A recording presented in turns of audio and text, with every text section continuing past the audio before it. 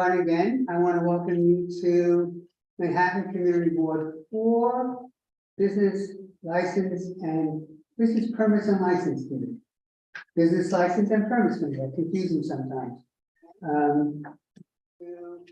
Our monthly meeting. Welcome. We have an agenda, a full agenda tonight, and of 13 items.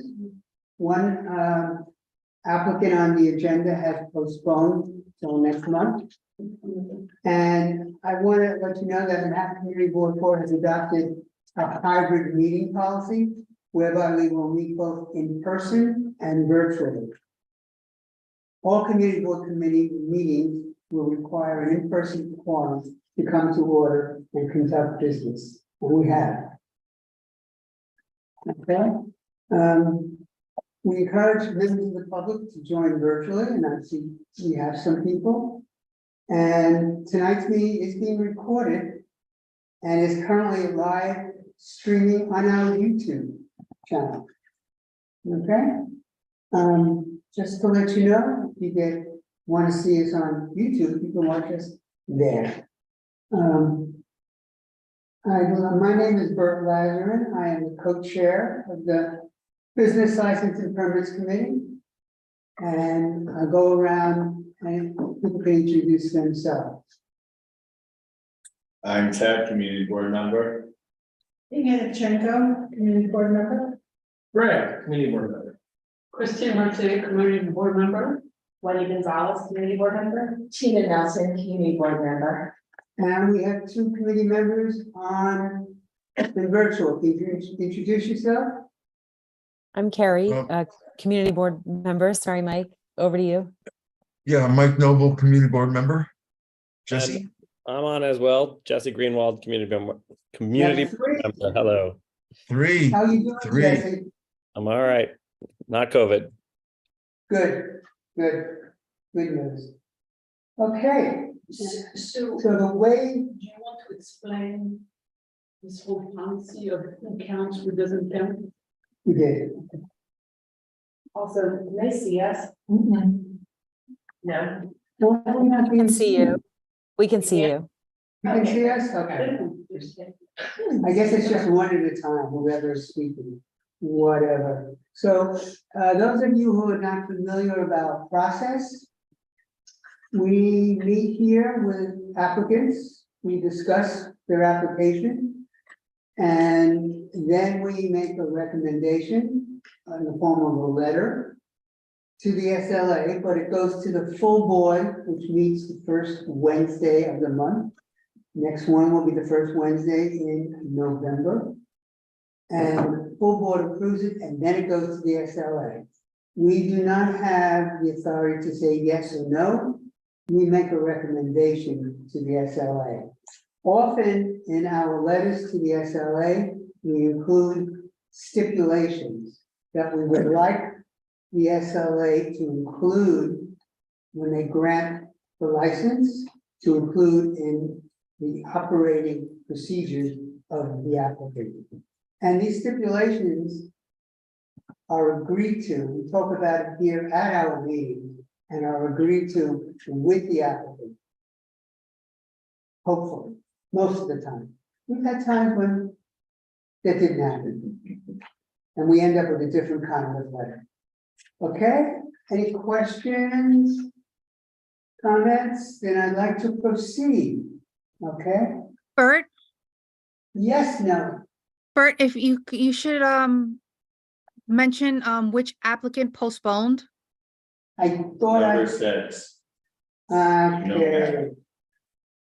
Yes, the applicant that was followed is item number 6, 111 West 24th Street.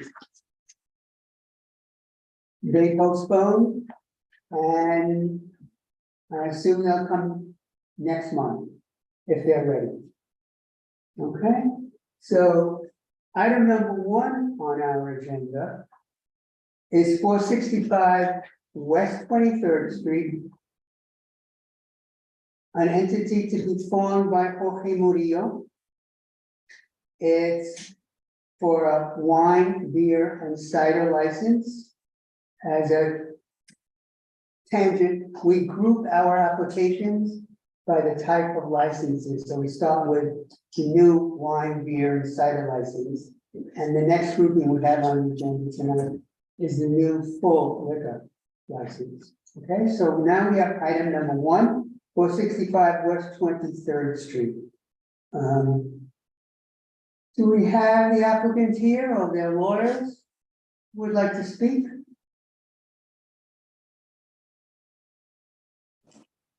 Yes, we're here, Bert.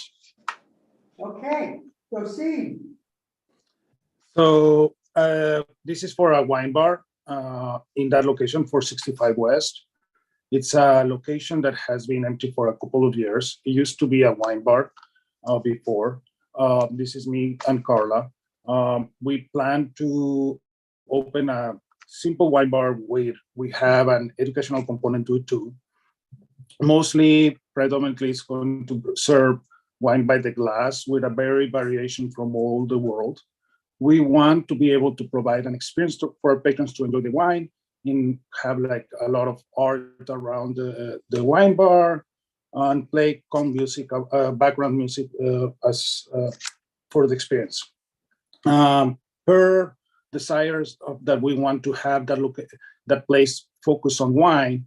Also, we will have a simple menu, primarily charcuterie boards, cheese boards, panini, and simple appetizers and salads. Our hours of operation are primarily going to be around from 3 p.m. to 11 at night, from Monday to Thursday. On Fridays, we intend to be open from 3 to midnight. On Saturdays, from noon to midnight. And on Sundays, from noon till 11 p.m.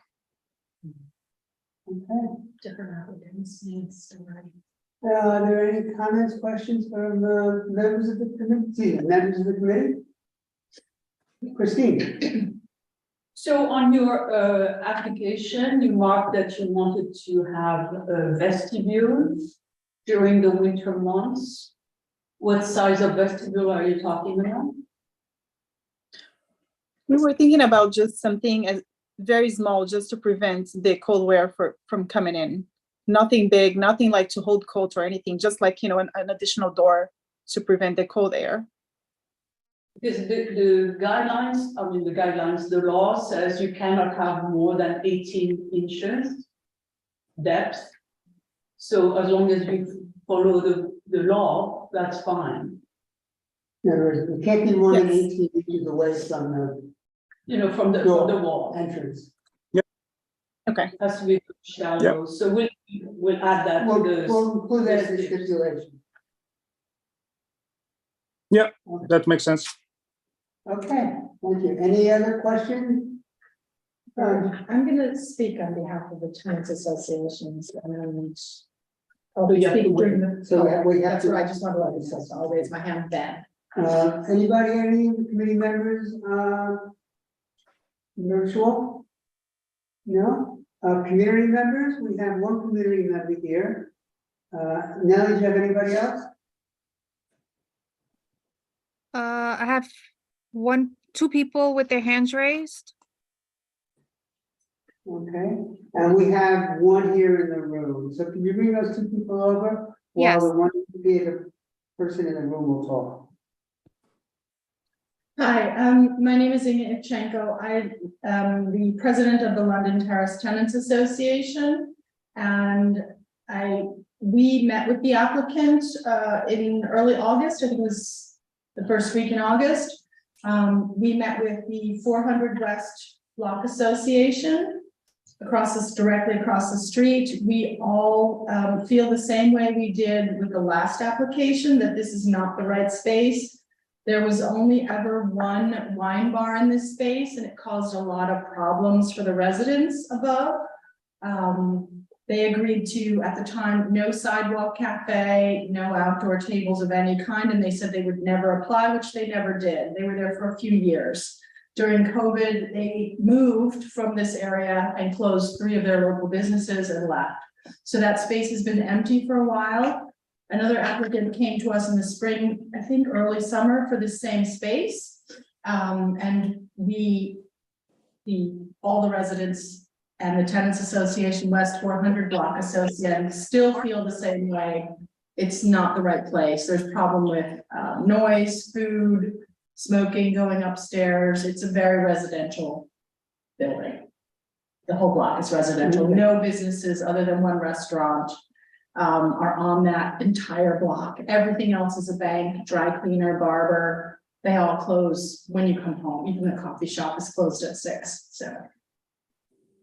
Am I allowed to ask her a question? Or wait, Right. okay. Okay, who have you moved over now? The first person is Carol, M.E. Carol, and Hi. then we have I lost the other person. I'll get back to you on the other person. I have to find them on the screen. Sorry. Hi, everybody. Can you hear me okay? Yes, we can. Okay, sorry, we have COVID in the house, so excuse wearing the mask. So I want to begin, first of all, by thank you. You know, we absolutely appreciate our community board in this process. As Inge mentioned, we had met with the applicant previously, and I want to bring you through some of the points. First of all, our board, our co-op board submitted a letter that said that since the conversion in 1987, that the vacant commercial space at 465 has been occupied by restaurants and bars. This is not true. There's 2 separate spaces. There's 463, which is a restaurant that we have worked very, very diligently on to have the restaurant shed removed and to make sure that they adhere to the policies. The space at 465 that the applicant is looking at has never had a restaurant or bar before this wine bar went in. So I'm going to bring you through our arguments and what we think in regards to the residents, not only in the building, but overall in London Terrace, the neighborhood, the 400 blocks, and why we are opposed to this applicant and this type of use within this space. So since 1930, as I mentioned, that there's only been one wine bar that has been in that space at 465. It's not equipped or legally set up per code to have food prepped. We've had issues with food smells, vermin, garbage, even if they're saying that they're going to have a panini press and be heating up food. This is an issue and it's not legal per New York City building code. It poses huge threats and problems for everyone within the building, including the staff that occupies and has to take care of the garbage, the cigarette butts, which are invariably left out in front, the drunken patrons, which even though it was a wine bar before, we have documentation of people projectile vomiting out in front. So first, let's do a little bit of math. That space is 1,100 square feet. It occupies 2% of the overall space, 2%. So we have a tenant that will go in running a bar that is our street-facing facade. If you look at the studies that have been done by the Furman Center at NYU, a bar causes noise, it causes garbage, it brings down the property values for everybody in the entire area. So now to address the letter that they have submitted. First of all, dear neighbor, unfortunately, you're not our neighbors, although we appreciate that kind of greeting. You use that it's an intimate space. Well, intimate is an oxymoron. In order for that bar to be able to survive, the amount of alcohol and clients that you would have to have coming in as patrons is excessive, and we've seen this. It's also the need to prepare food. As I already mentioned about having a legal kitchen is not allowed in the space. And we also did the math with our wine distributors. Given what the labor costs are, the rental of that space for the lease, it is an incredible, I mean, the amount of alcohol and what the sales are going to have to be is inordinate. The other is that, remember, the community board, there's two separate owners. Our co-op did not, we don't own that space. So we have a business that determines our entire street-facing facade, the entrance to our homes, the entrance to our block, which is predominantly residential, being determined by a bar. Another point. So since 1930, as I mentioned, that it's always been a dry space, which has been a gallery. There's always been some business that has not been a bar or a restaurant. It's also to say that there's going to be wine and education. There's another business that's 3 blocks away called Community that's doing the exact same thing. That's not a bar. It's actually a retail shop. We would love a retail shop. We just don't want to have a bar in that space. So there's also, we're doing a study on the number of bars and restaurants and what that's doing, which is important for Community Board 4 that's underway. As I also already mentioned with the Furman Center, I also mentioned about the illegal kitchen, the smells, the vermin. We have photographs of that, a nuisance for the residents and the staff. And then the other thing about the music, what Lapif said is that they would play French music. Ultimately, they ended up playing French music very loud, late at night, techno. It ended up going after hours. So their hours of 11 and midnight always get exceeded. We know this. We have proof of this.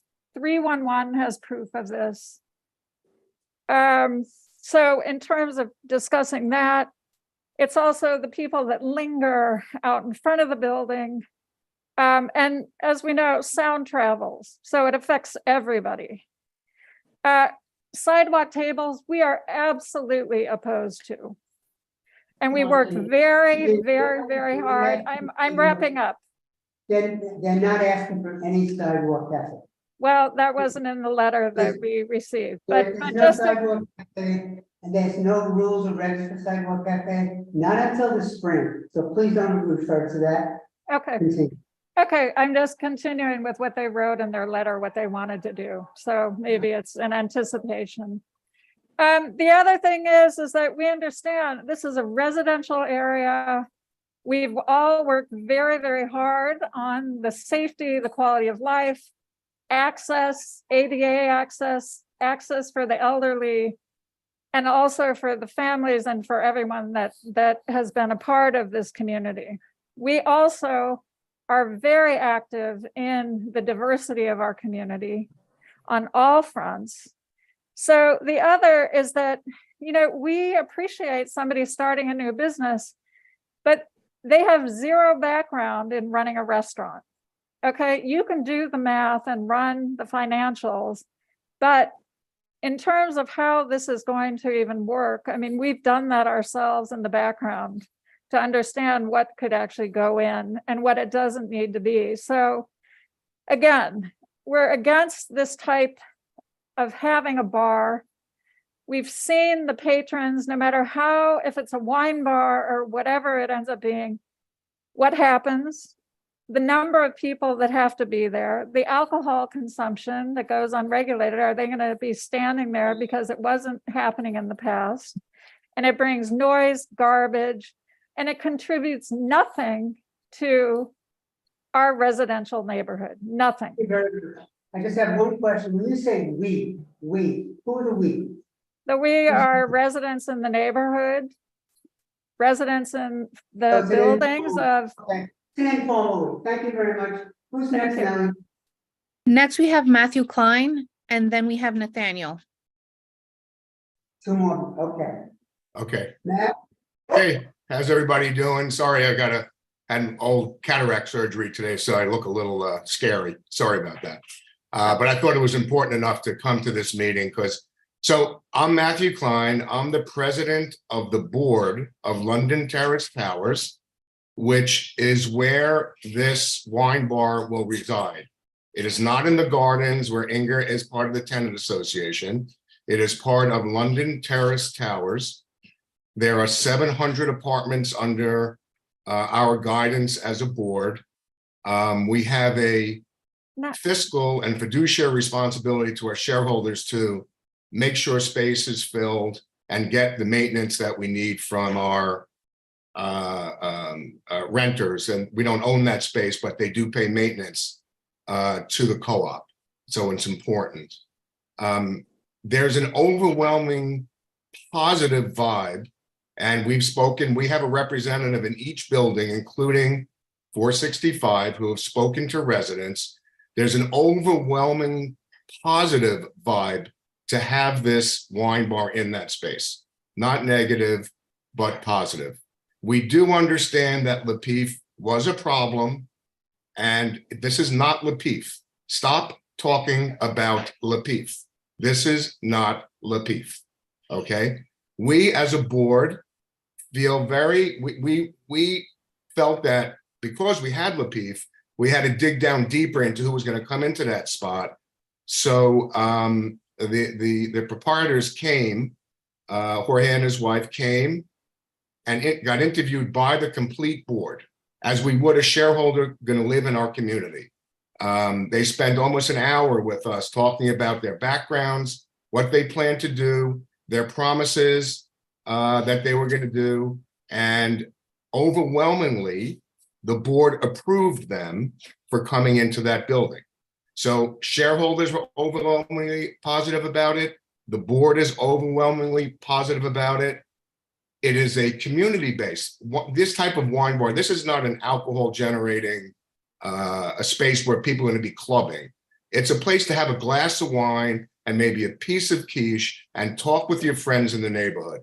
It is not a all you could drink brunch and that type of place. It's just not.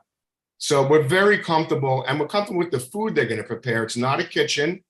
In their lease, they have a very strict lease that does not allow them to cook with odors, and they don't want odors because odors affect the taste of wine. Okay, so they do not want odors to be out there. When it comes to empty space, we all realize and see what's going on in our neighborhood.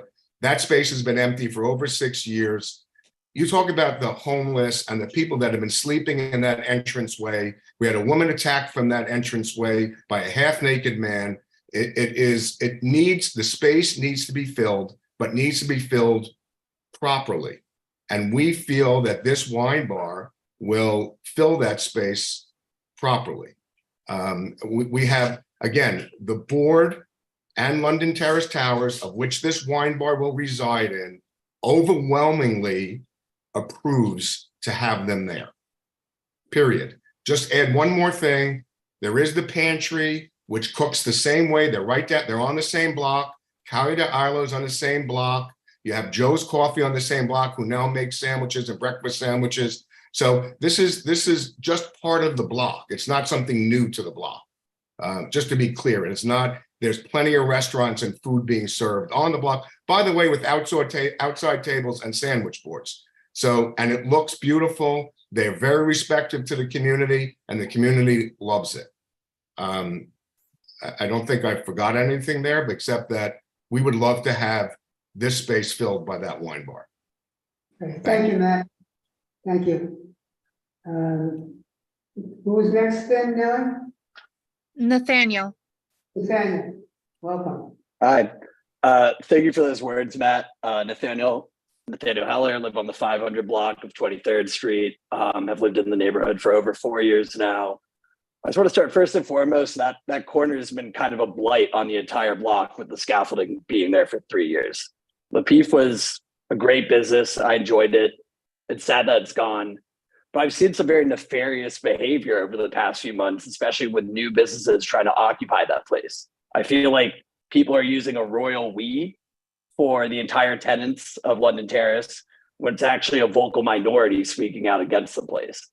I have numerous friends in the building who had papers slid under their door speaking out against the bar when they themselves are in favor of having a wine bar there. It seems that a few people are overly preoccupied about this one business here and are making it seem like the entire London Terrace building is against the place. The business has been empty for years now. That corner is still covered in scaffolding. It has homeless people outside of it all the time asking for change as people tread onto 10th Avenue. It's about time that a new business is allowed to come in there and add something else to the community.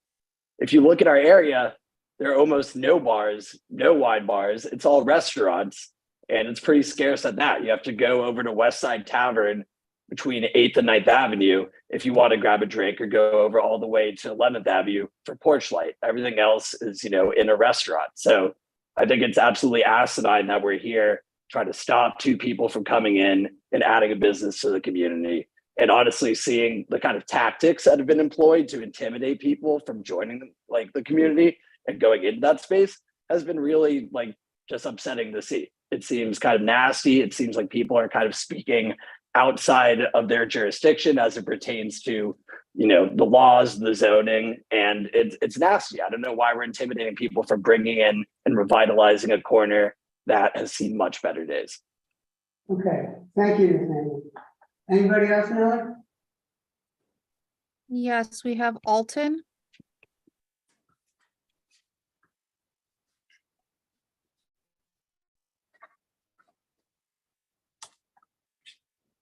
There we go. Hello. I just wanted to join briefly. I think Matt and Nathaniel actually described things very well.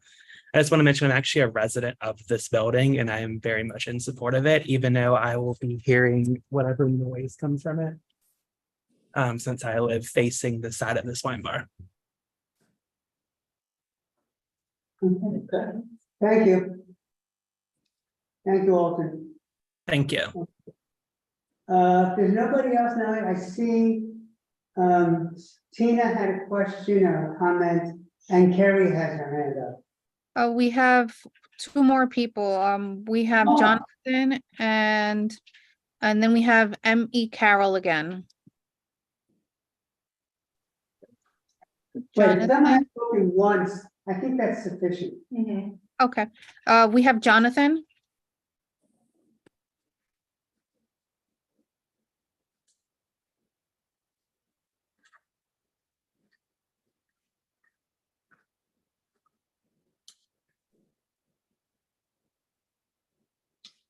Hello?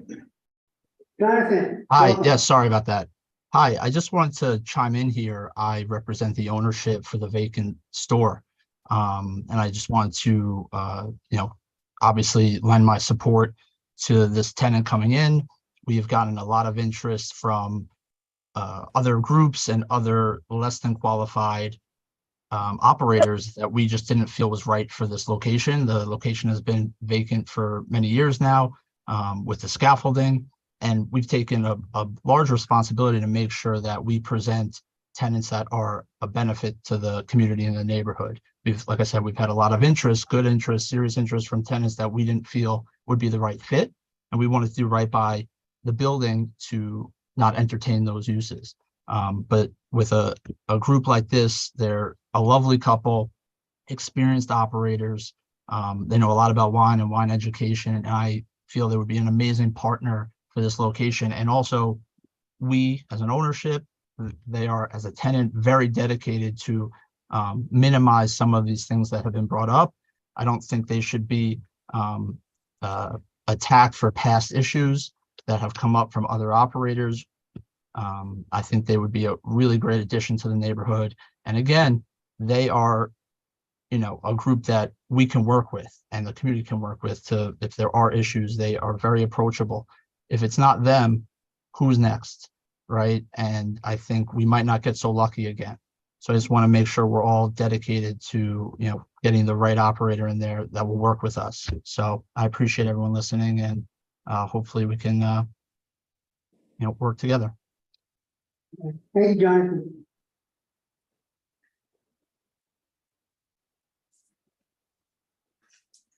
Anyone else? Now you have one more person? No, I don't think so. there was the. Yeah. Double. Okay.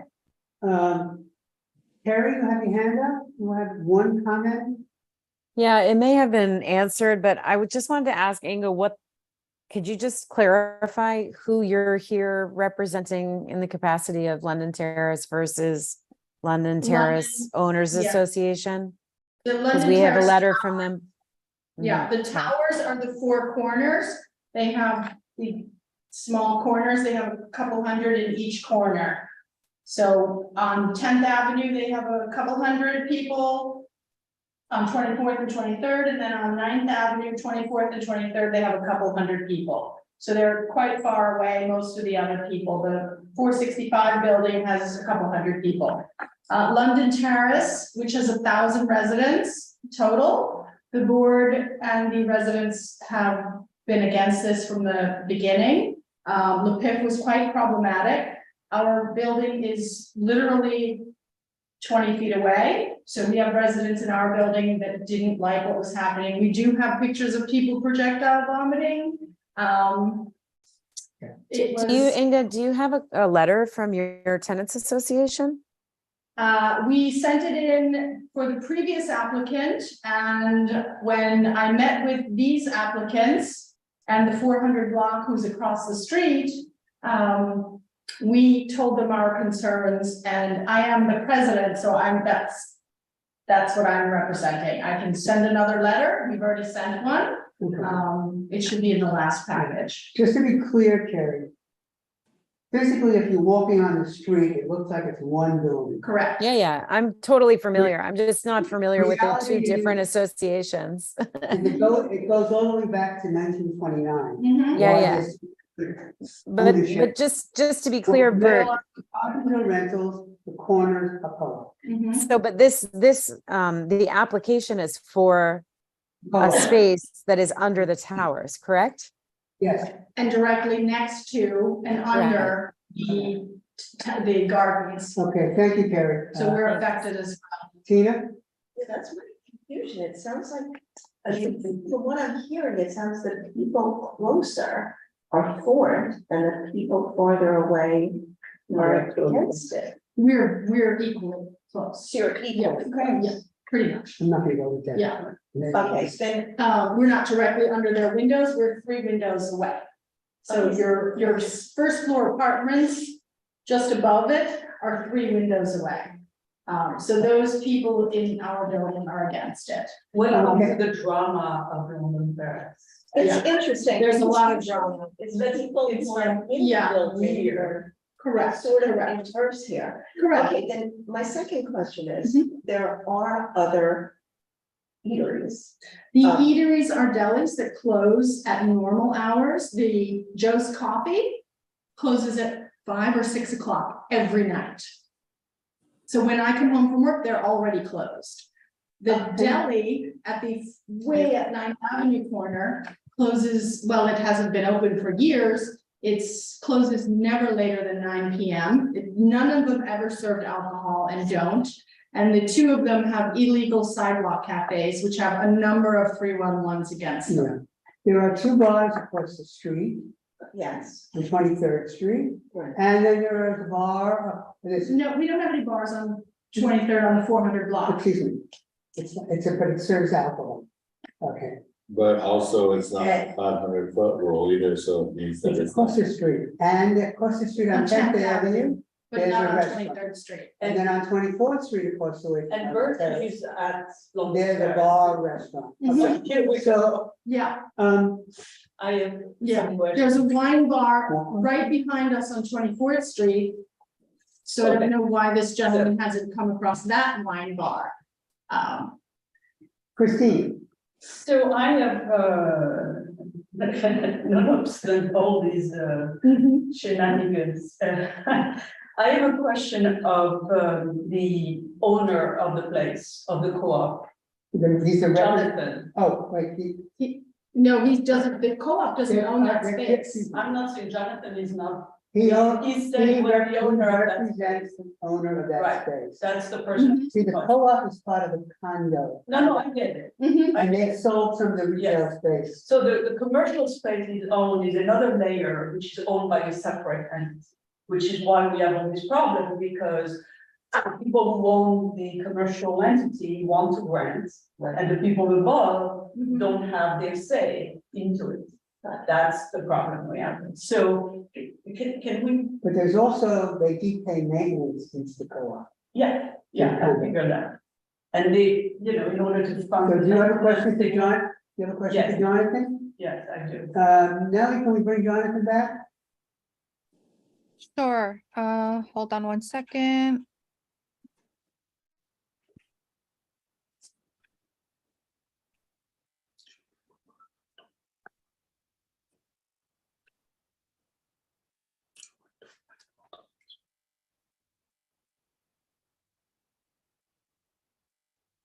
It's still there.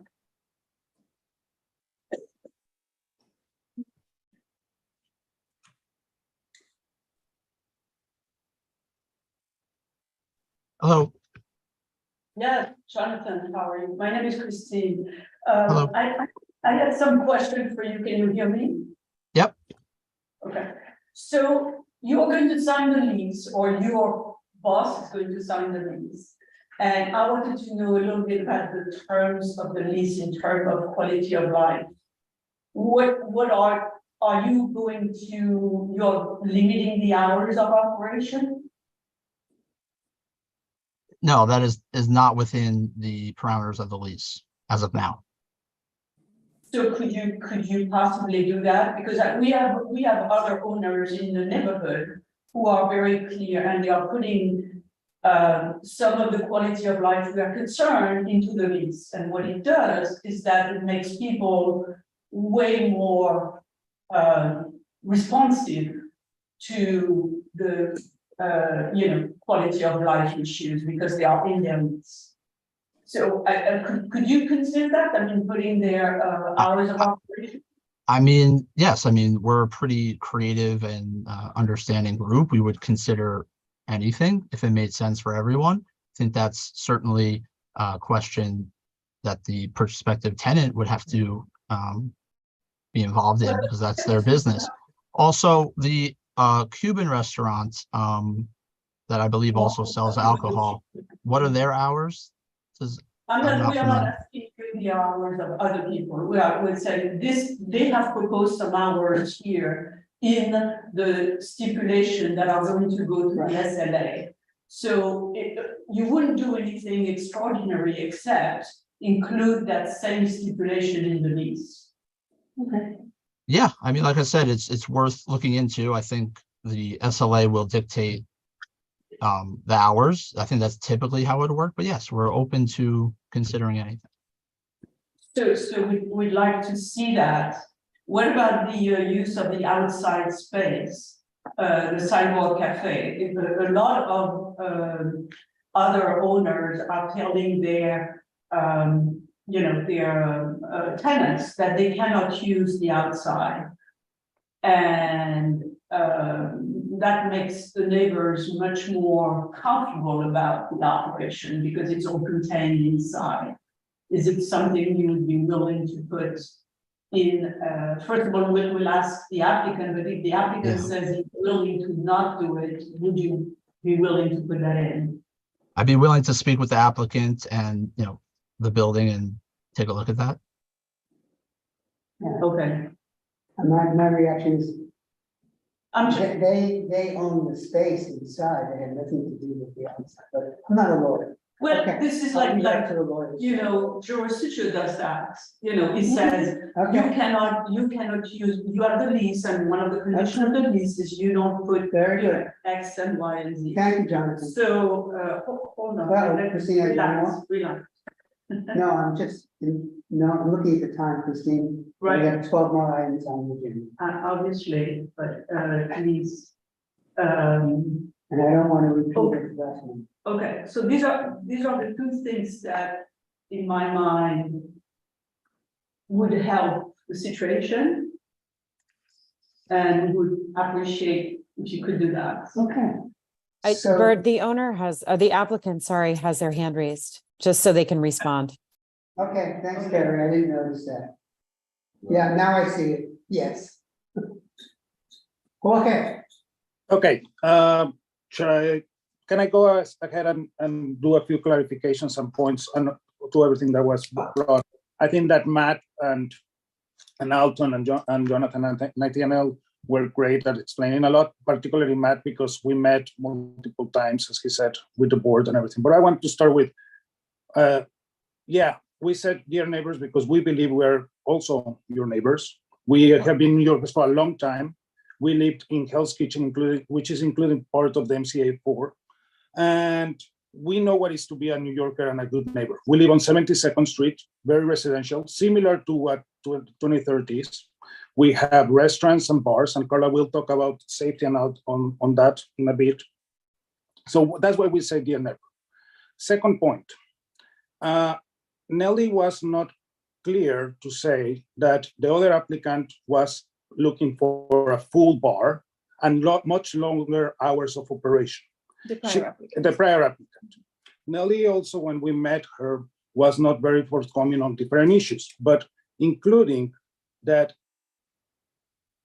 they're talking about what the prior applicant has done and operator. We cannot control what the other operator has done, but we're going to talk about ourselves right now. So first off, it's a wine bar, not an alcohol consuming bar. It's not a high alcohol. Our business model is about quality, not quantity, not volume, not cheap stuff, but actually highly quality and well-priced quality service and wine, with some food to go along with that wine.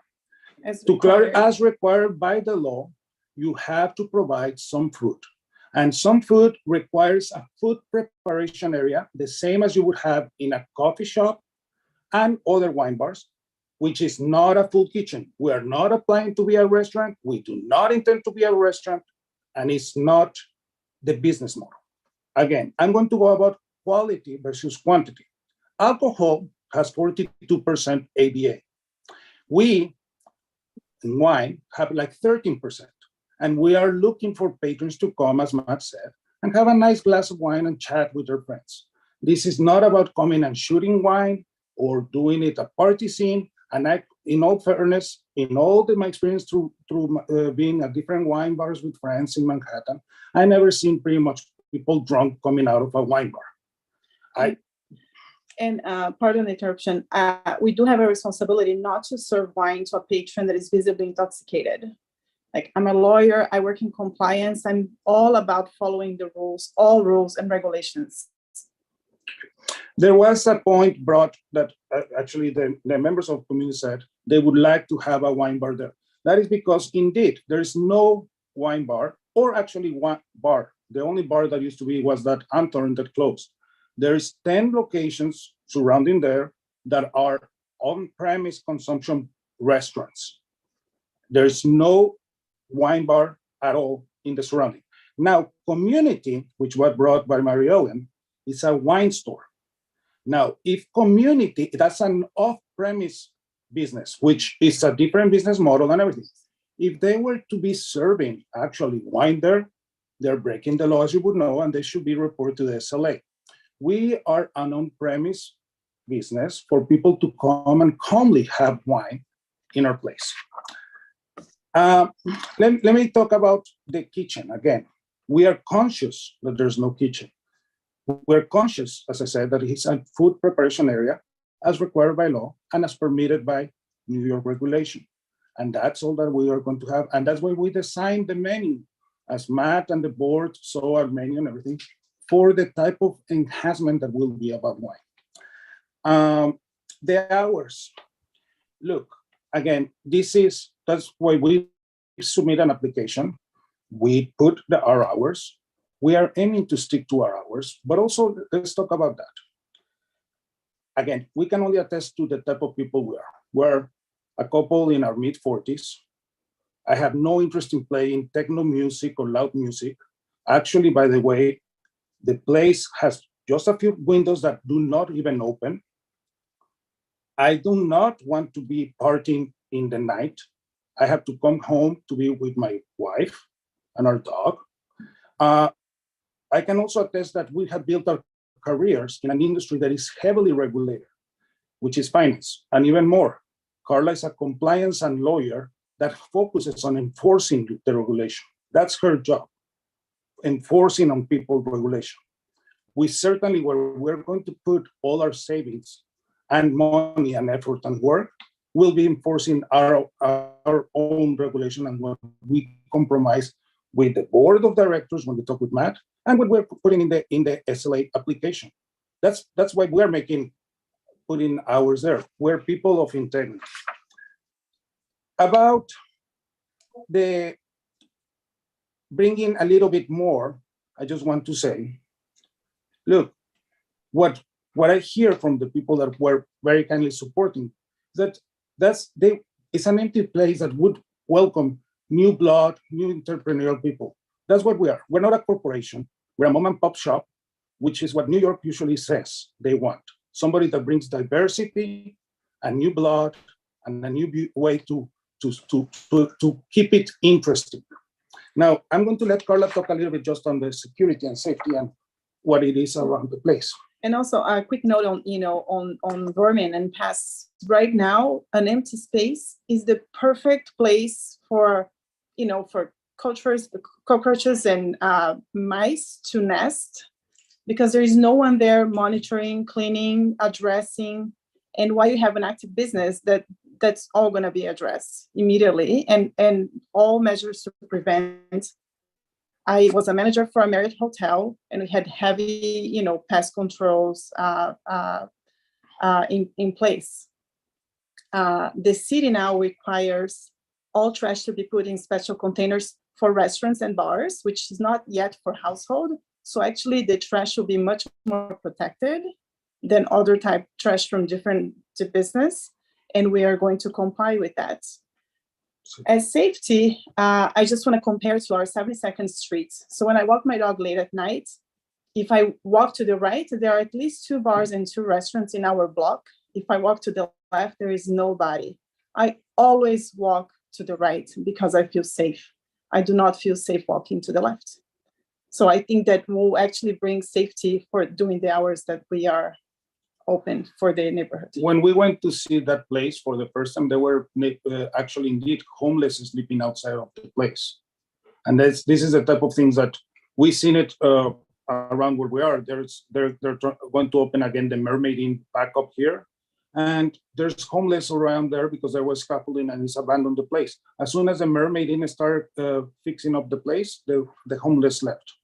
Yeah. Okay, we have one question here. One more question. On your application, you said that you had not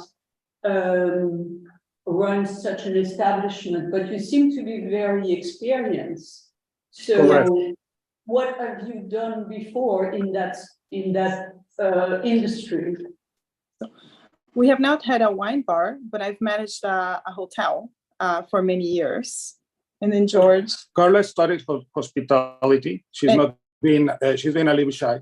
And was one of the 3 international people that Marriott gave a scholarship to come to New York, to Indianapolis, to become a manager for a Marriott hotel, which included managing food and beverage.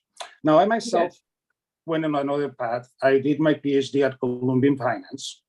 And while doing it, I started studying a lot of wine as a hobby, to the degree that I was in what is called the Master of Wine program. There's the Master of Wine program and the Master Sommelier. The Master of Wine focuses on the business of wine.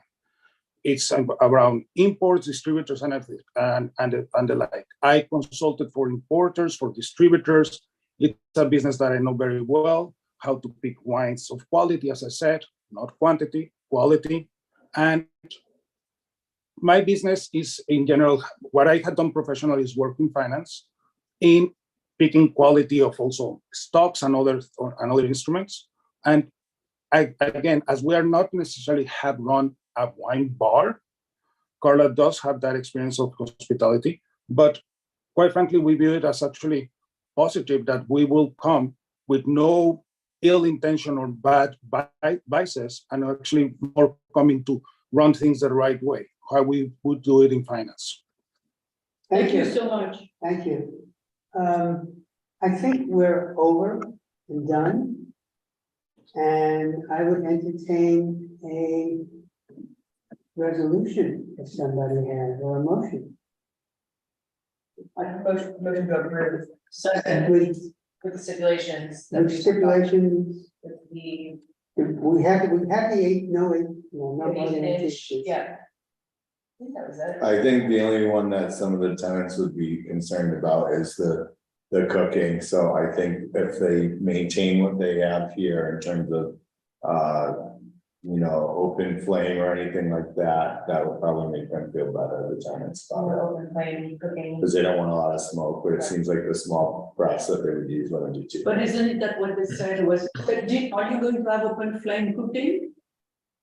No, there's no open flame cooking. There's not even gas. We're going to have cheese boards, charcuterie boards, paninis, Yeah. salads, The only heating would be the panini pressers, pretty much. or toaster Or a ovens, toaster oven or a microwave. Yeah. So we'll like a add coffee shop.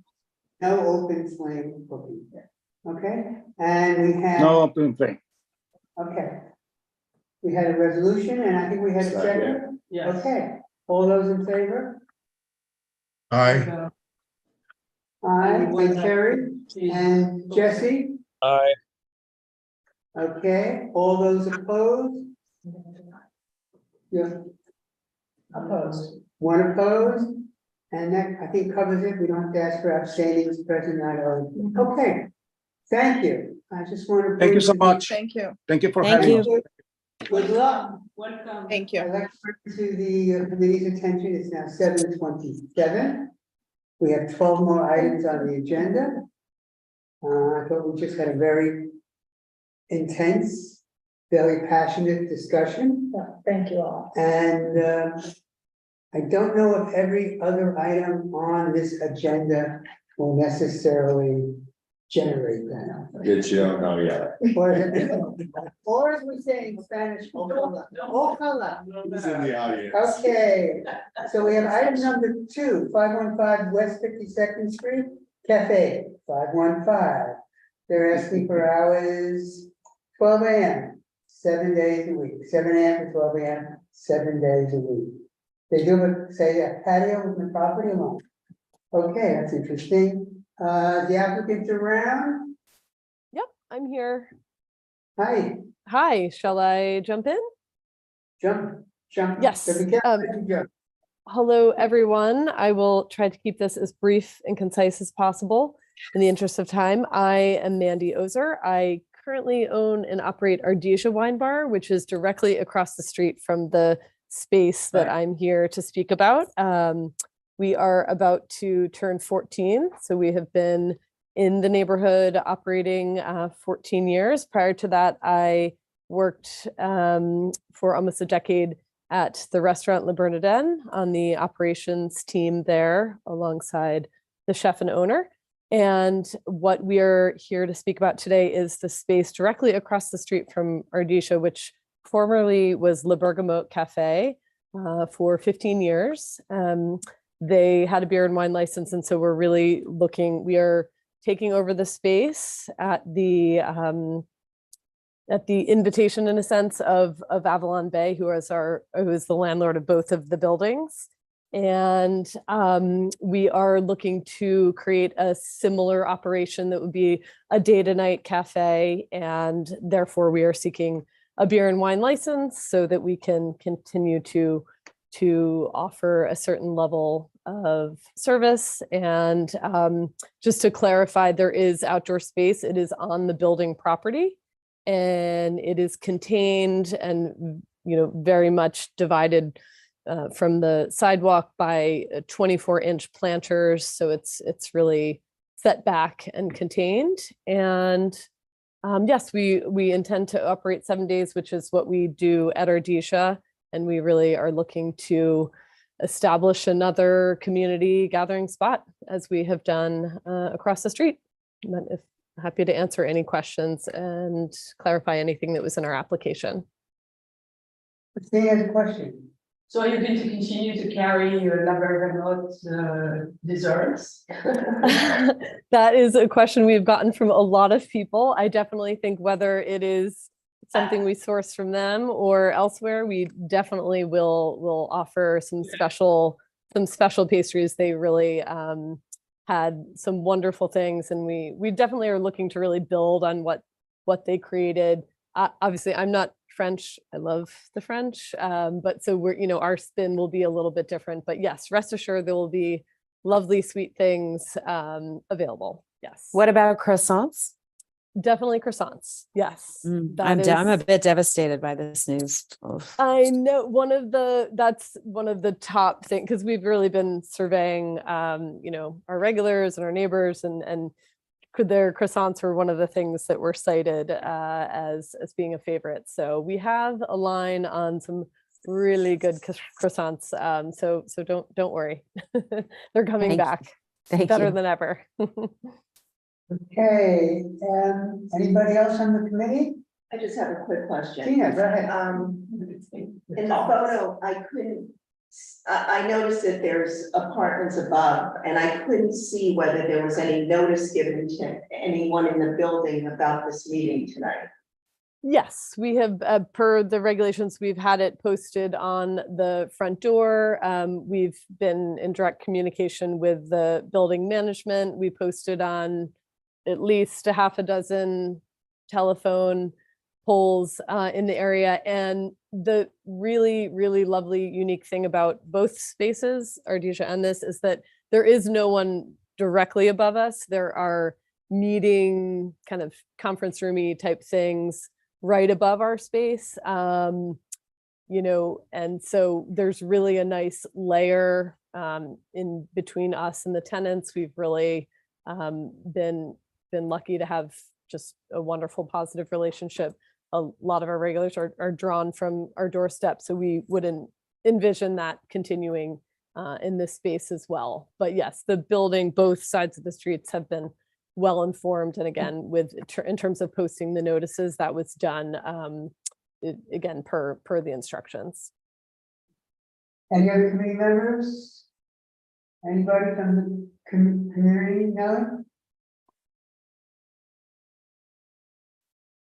I'd like to make a motion to approve with stipulations. There's no one with a raised hand. Sorry, I can see that. Sorry. Okay, Carrie, what are the stipulations? What's in the stip form? Croissant was a stipulation. A croissant was a stipulation. That's right. I'd like to make a motion to approve with the stipulation that you definitely have equal That's a or better stipulation we croissants. can get behind. Okay, is there a second? Second. All those in favor? Done. Aye. Aye. Terry? You said yes, Mike says yes. Jesse, you had yes also? Yep. Okay. Thank you. Thank you so much. I look forward to welcoming you all very, very soon. Okay, good luck. Thank you. Item number 3, 589 11th Avenue.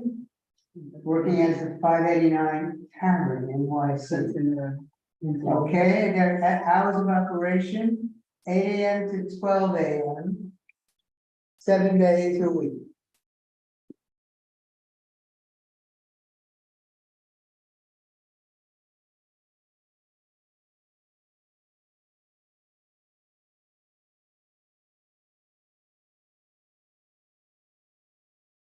Or did we lose your audio? Because my phone was ringing, I didn't want people. Oh, to there we hear. go. No, we can hear you. Okay, nice the song. applicant here, somebody representing the applicant?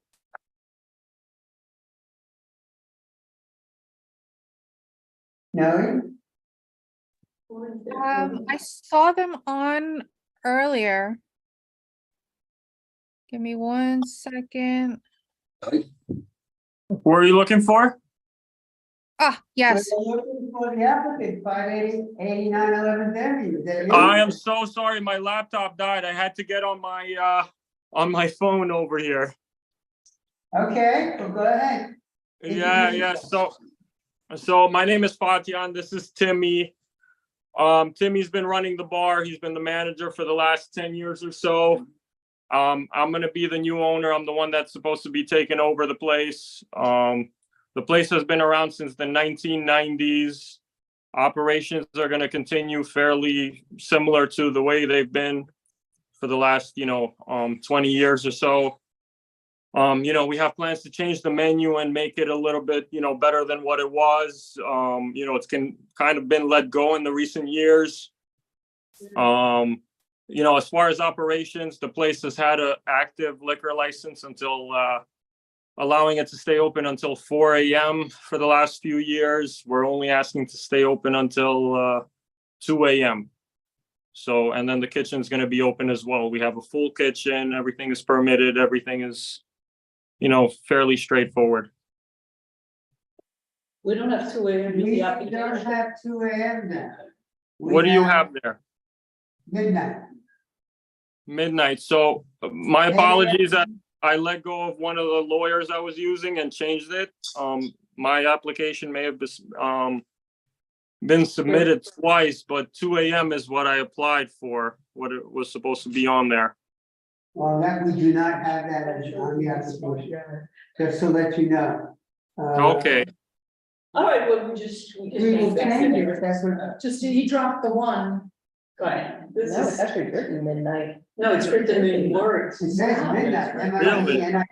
MIDNIHT. But that's okay. So what you want is 2 a.m. on what days? Every day? Every day, 7 days. Okay, That's what you're asking. better than 4. Yeah. Okay. Yeah, And so, this is a commercial area. We're across from UPS. Mhm. We're not in the Yeah. way of any residential.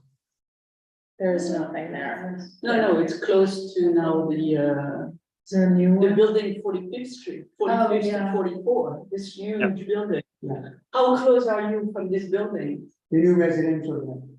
The new residential buildings, I think a block away, but I believe everything west of 11th Avenue is commercial. They're building these buildings on east side. Yeah. Yeah. Oh, and you're on the west side. I'm on the west, correct, And- across the and- street, Where are your cross streets? Oh, I see 44th Street. Yeah. So you have right on the 44th. corner, brand new building.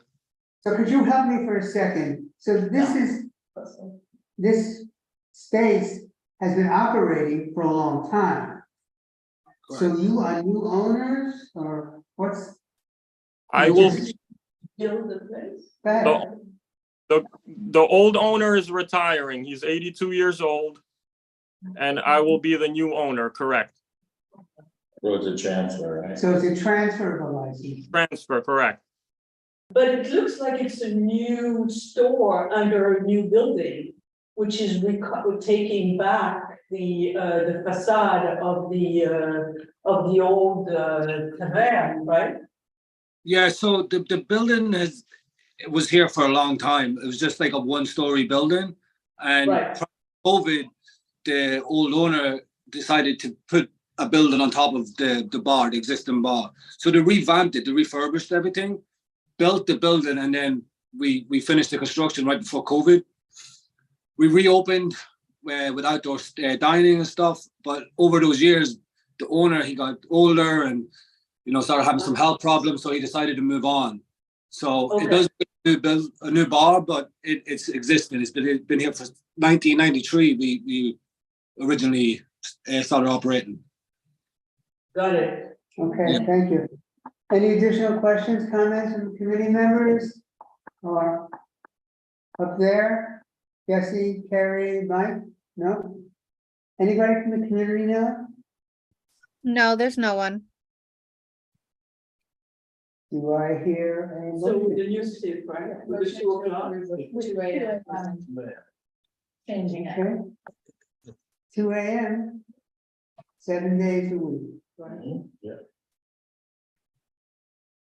All those in favor? Yeah. Aye. Aye. Seems like very good. Okay, guys, good luck. Thank you so much for having us. Thanks, guys. Okay, item number 4. You go up to 10th Avenue now, 824 10th Avenue, Vesuvio Bakery. Yes, that's mine. It's a restaurant full food menu and you're asking for the hours of operation, 7 AM to 11 PM, 7 days a week. We have a familiar face there, Max. Hey, everyone. My client, Adam Block, is here. If he could be promoted. There he is. I see him. All right. I see a bunch of familiar faces. I see two faces I don't recognize. I'm Max Bookman. I'm an attorney. My firm regularly represents applicants before this community board, as many of you know. I have two cases for you tonight, and the first one is Adam's case, which is Vesuvio Bakery. So Adam, you may recognize him. He's been in your neighborhood since 2009. He is the owner of the press lounge and print restaurant on 48th and 11th. And he's been there since 2009, still there operating to this day. He's also become the owner of the Vesuvio Bakery brand, which started down on 160 Prince Street. He owns that now and has owned it since 2020. They have a new place as well in the Moynihan Train Hall. And the one here for tonight's application makes three. This location is 10th and 55th. It was Fika, the Greek kind of quick place, from 2014 to 2017 with a full liquor license. This, by contrast, is a beer and wine license. Adam has been operating at Vesuvio, or as a Vesuvio at this location for about a year, until as like a pop-up, just to get introduced to the neighborhood. He'd been using it as a commissary kitchen for his other two locations. He's now temporarily closed it to do some remodeling, and when he reopens it, he'd like to have a beer and wine license. So you can see from the menu, they're going to sell baked goods throughout the day, quality pizza slices and pies, small plates, paella, squid ink pasta. It's a really lovely menu. Hours of operation, actually, it's what we're asking for is 7 AM to 10 PM on weekdays, and then the 11 PM is on weeknights as well. Recorded background only, no DJ, no live music, no dancing, no promoters, all of that stuff. There is a small outdoor space, might as well flag that now because Bert will in a moment. It's got 15 people, it's in the back, got 15 people total, all seated, meets all of your steps for outdoor use. It was licensed under Fika as well. Nobody lives in this building. This building is 2 or 3 stories, depending how you want to count the mezzanine, and it's all one occupant. It's all going to be my client. It was all Fika, so no residents of the building. So with that, I'm happy to answer any questions. Yeah, I have one question, Max. I know there was a stipulation with the prior operator about a outdoor terrace. Do you have an that's the outdoor one. terrace too, or? That's what he's talking about, the backyard area. Oh, The okay. backyard, there's a picture. Oh, that's the backyard? Yeah, it's like raised. You come out of it off the mezzanine, so it's raised up. It's not actually on the ground, but it is a, they call it a terrace or a patio or whatever, but it's outdoor space. 15 customers all seated. Because what we had, one of the sticks for the prior owner, we had that closing at 8 PM. The use ending at 8 PM. Yeah, so we noticed that. We'd like to not do that. We would like to follow your recommended stip, which is 10 and 11, which is, commensurate with the closing hours. I don't know. I'm not aware of the opposition to how that operation functioned. Like I said, no residents in the building. There's a back wall where nobody lives. The only closest neighbor we have is our landlord's son. So we'd like to stick with what your standard stip is. 824? No. Okay, thanks, Max. Tina? I mean, you're right, there's no residents in the building, but there are residents on both sides. And if you're going to have eating in the back, have you spoken to the residents on the right side and on the left side that enclose your building to let them know about this meeting? Well, what we have done is we've sent, so the short answer to your question is no, but the slightly more elaborate answer to your question is the one resident to the right is, as I've said, it's the same owner of the building and it's the landlord's either son or daughter. So we've not spoken to that person. And as I understand it, Adam can chime in if I've said it wrong. when you're sitting on that terrace directly to the left is is an additional restaurant. Isn't that right, Adam? Correct. There's a pharmacy, actually, the roof of the pharmacy, and then next to that gardenia. So nothing's higher than, it's below the deck. And they're both commercial spaces without residential. You're telling me that there are no residents living on either side of the bakery? Yes. Correct. There is No, on the right side, as you look out on the patio, and if you look at the picture, the landlord's son lives in that space. And he's the only one living there, or other people are living there? Excuse me? Is the landlord's son, is he the only one living in that building, or are there other apartments which are rented out? I can't answer that. I don't know the answer to that. I just know he's living in that space right there. So the point is that, you know, the landlord of the building are always going to be in favor of 80 hours, but the people who rent the building are the one we would like to hear from. I think we should Understood. go I mean, is what is today. we were curious. Sorry, I didn't mean to talk over you, Christine. I mean, because it's beer and wine, not full liquor, I would be giving an extra hour and say 9 o'clock. I mean, 9 o'clock's reasonable for 9 o'clock. To go to bed at 9 is reasonable. It'll be 9 o'clock, tell me, so I can write it down. 9 o'clock for the, well, but I don't know whether the. You're talking about the outdoor stuff. Yeah, Yeah. 9 o'clock during the week or 9 o'clock 7 days a week? 7 days a week. We could live with that. If that's what you, we appreciate that extra hour and your willingness to go for, with us on that, and we do appreciate that. And if that's what you'd like, then that's what we will agree to. Okay, outdoor 9 p.m. closes 7 days a week. And I have no problems with the other hour, 7 a.m. to 11 p.m. That's fine. To, what do we have, to 10 o'clock Sunday through Wednesday, and to 11 o'clock Right. Thursday and Saturday. Right. That's what you have down. And I would like to make a motion if there's no public opinions about this. Second. Is there anybody out there in the community? No? There's no one. Ted? Motion to approve. Second. Okay, all those in favor with the stipulations? Okay. Mike, I see Carrie's hand up. Aye, aye, Thumbs aye. up.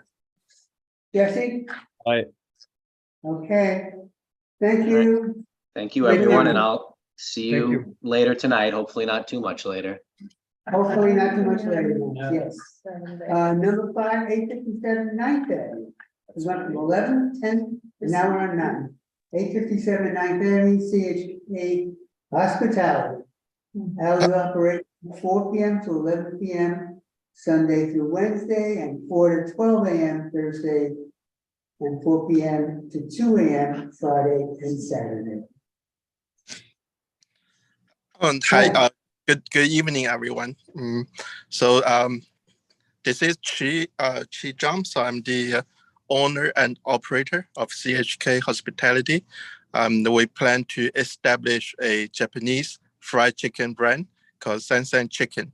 So I have been in restaurant industry for 9 years, and I own restaurant in Long Island City, Queens, and Jersey City, New Jersey. So my best seller is always my fried chicken.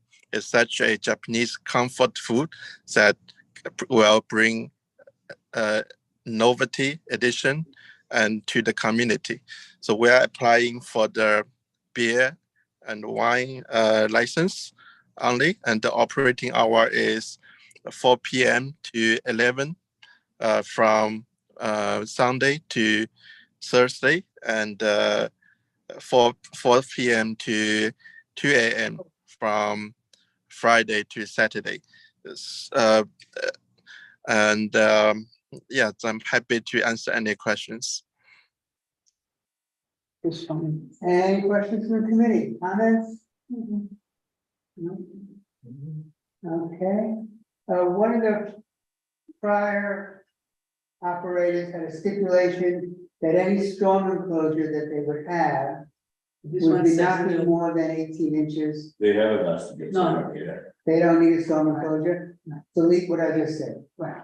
Okay, We are. it's deleted. Okay. Anybody from the community, Ellen? No? No, there's no one. Do we hear a resolution, a motion? Second, third. All those in favor? Aye.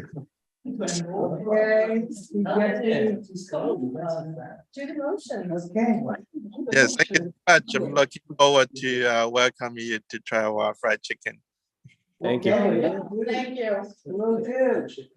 As we said before, item number 6 is postponed. We're now in the categories of new liquor, wine, beer, and cider license, full liquor licenses. So item number 7, 75 9th Avenue, FYAR Jerk Chicken. What is it? Hours operated 11 a.m. to 12 a.m. Sunday through Wednesday, 1 a.m. Thursday through Saturday. 75 9th Avenue, is that, Chelsea. Morgan? Yes, it is. It's a no-brainer. Yeah. There. Good.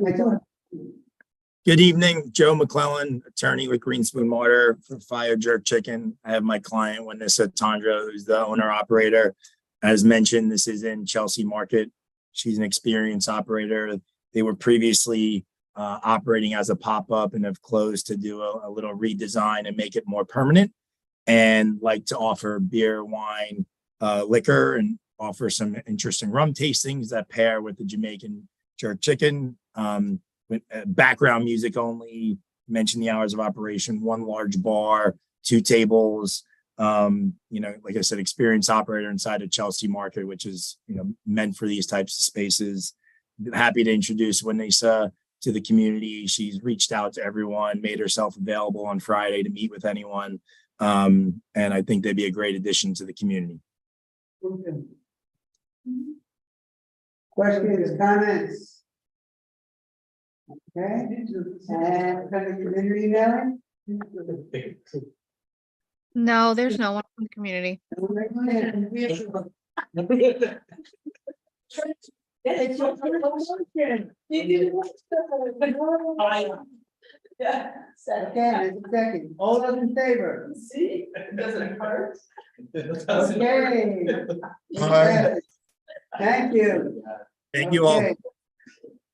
Moving on to number 8, 101 B, West 14th Street, Wild Yogi.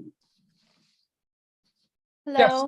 I'm here along with the general manager. My name is Virgo Lee. I'm the liquor license consultant that put together the application. And first, let me describe the location. It's the corner of West 14th Street and 6th Avenue, the northwest corner.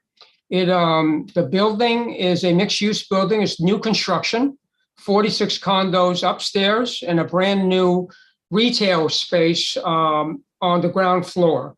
So the space actually, because it's a corner location, half of it is on the West 14th Street side and the other half is on the 6th Avenue side. And the design of the restaurant or the eating and drinking establishment has a cafe on one side, which would be the 14th Street side, and a full service restaurant on the 6th Avenue side. They've made a very substantial investment in the space because it is essentially a concrete slab on the ground floor, and they've had to put in quite a bit of money into transforming it into an eating and drinking establishment with plumbing, electricity, and then the internal build up. And Sonam, who is the general manager of the project, can fill you in on all of the details and any questions that you may have about the method of operation. But the hours of operation are very reasonable. For the cafe side, they will be open in the mornings at 6:30 a.m. and closing at 10:30 p.m. From Monday through Thursday, and then closing at 11 p.m., 6:30, opening at 6:30 a.m., closing at 11 p.m. on Friday and Saturday, and then closing on Sunday at 10 p.m. on the cafe side. And on the restaurant side, open at, I'm sorry, those are the hours for both the cafe and the restaurant. And there is one customer bar and one service bar. And the space includes the ground floor and the kitchen in the cellar. Everything is brand new, and it's undergoing substantial renovation right now. And as soon as passes all the DOB inspections, they'll be ready to open. So Sonam is also here so she can answer any questions that the board may have or the committee may have on the operation. Okay, questions, comments? What kind of restaurant will we? What kind of restaurant? Hi, everyone. This is Sanam here. It's going to be, it's an American farm to table with very clean ingredients. It's to promote a clean and healthy lifestyle. But we're inspired by Himalayan, Ayurvedic, and Japanese ingredients, because overall we're trying to promote more of like a clean, healthy, mindfulness sort of lifestyle. And that's something, that's my background as well. So, and even with the drinks as well, I've traveled to Japan and Korea to take a look at their drinks, but I was also, I also did some research into clean ingredients, and that's something that we really like to promote at our space. Brandon Forrest, if that would be a good addition. Okay, Inga? I just have one question. It says that you did an acoustical report. You just put acoustical tiles in, you didn't do a report. I didn't see one. So we have a private space in our upscale dining area. And for that, I've worked very closely with the architect and the GC and the landlord. So we hold weekly Zoom meetings, and we meet in person almost 2 to 3 days whilst construction is going on. And especially for the private event space, both the walls and the ceiling, they've been lined with acoustic tiles. Okay, but on the application, so they did an acoustical report, so. No, it's listed. Please change that. Mm-hmm. Did you hire an acoustical engineer? Yes, yes. I'm not quite, I'll have to check back with my GC for that.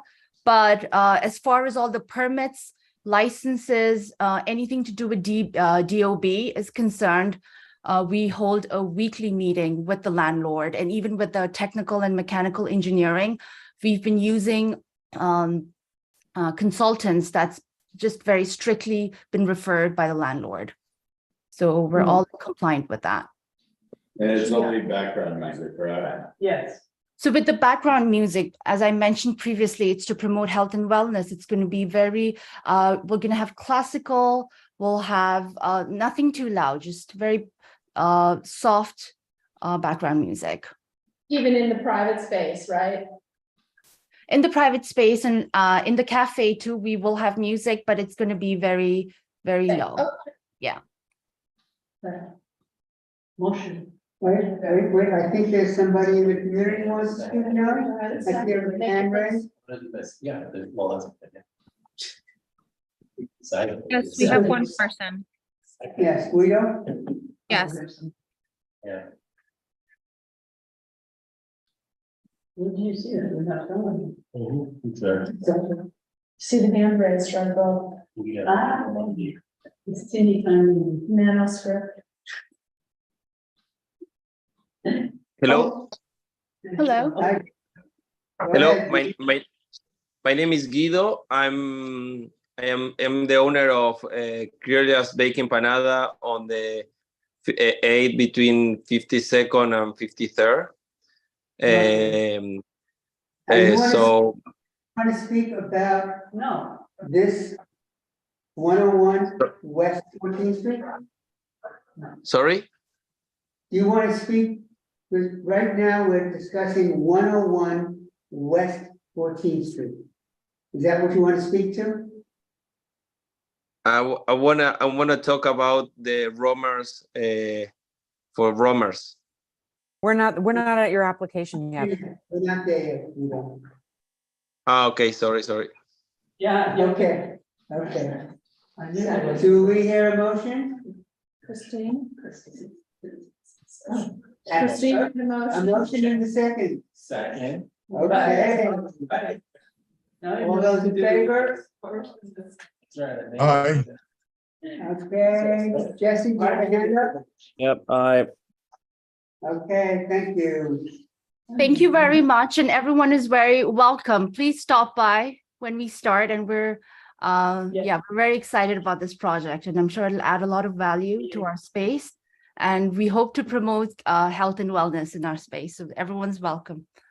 Thank you. Okay, thank you. Moving on, number 9228 West 18th Street, Valiant Corporation. Hours of operation 11 a.m. to 10 p.m. Monday to Wednesday, 11 to 11, Thursday to Saturday, 11 to 9 on Sunday. And just as a point of information, the board received a letter from the 200 West 18th Street Block Association in support of the applicant. Okay. What about the outside? Here you go. What is it? Good, we're ready. Go ahead. Hi, can you hear me? We can hear you. Yes. We're ready. Go ahead. Okay. Hi, my name is Vanessa Ceballos. This is Kathy. She's the owner. I'm the representative and also part of the team. We've been in business, here in Chelsea since March 2023. We got the space back in 2022 in July. Yes. In July last year.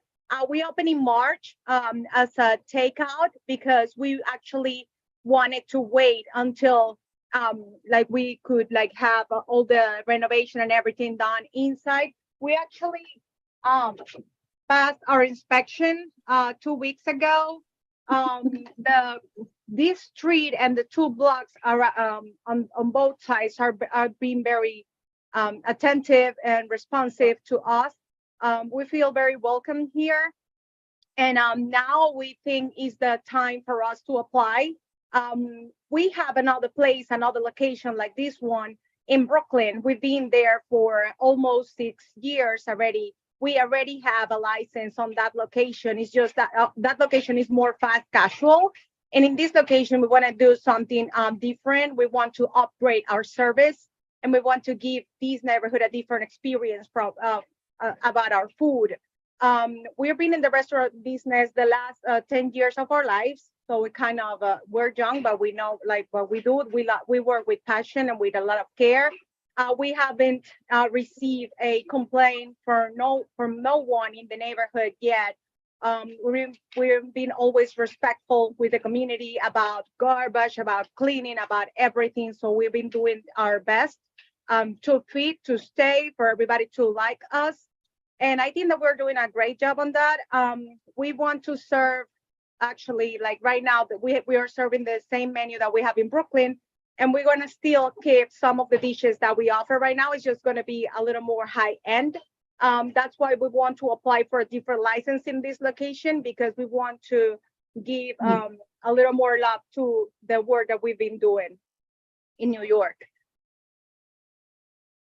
The hours of operation, we are going to close earlier on Sundays and also during the weekdays. There is only 2 or 3 days that we're going to stay up until kind of late. That is, the maximum is 11.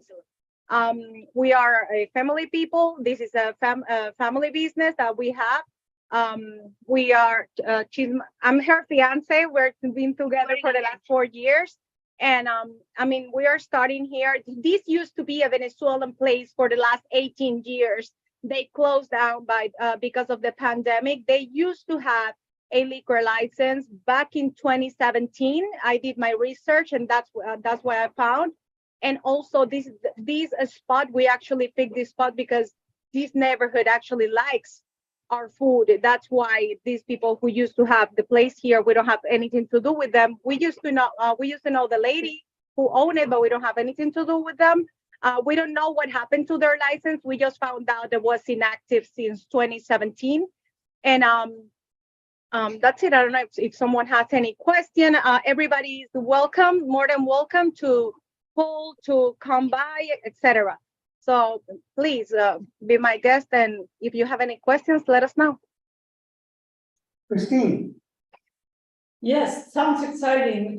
Can you help me with the outdoor space? So you're talking about outdoor space, right? Where is this outdoor space?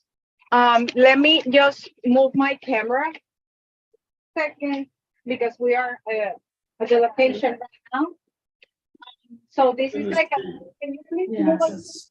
Shed, like a glass enclosed garden shed. That's our outdoor. Okay, so you're talking about your outdoor dining street shed. right? Repeat that again. It's just the street seating? Hold on a second. You're just asking about the outdoor shed that's on the street. What's the question? There's no other outdoor space, correct? No, that's it. Okay, thank you. Okay. So, I mean, as you know, there is no more approval of outdoor sheds until the city promulgates the final guidelines. Do you have an existing, maybe she has an existing, because she would learn 2022, she might have gotten it for the cutoff, right?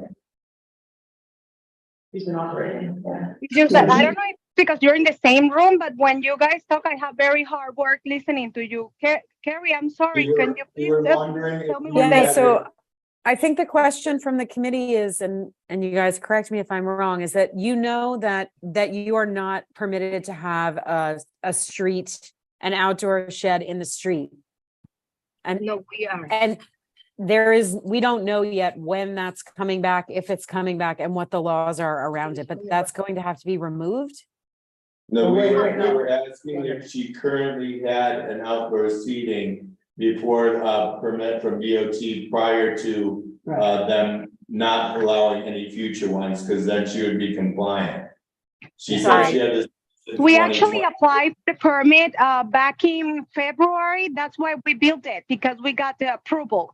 And then right after they canceled the thing, but we did it before. We have the email on our inbox that we can also resend it to you for you to see that they approved it. Sounds like they got it. Right, so that's fine. Yeah. Okay, so you got your approval within the old, before the judge said no more. Right. Yes, sir. That's correct. I have a follow-up questions. In your answers, you said that you will allow patrons to drink while they stand. Is that the case?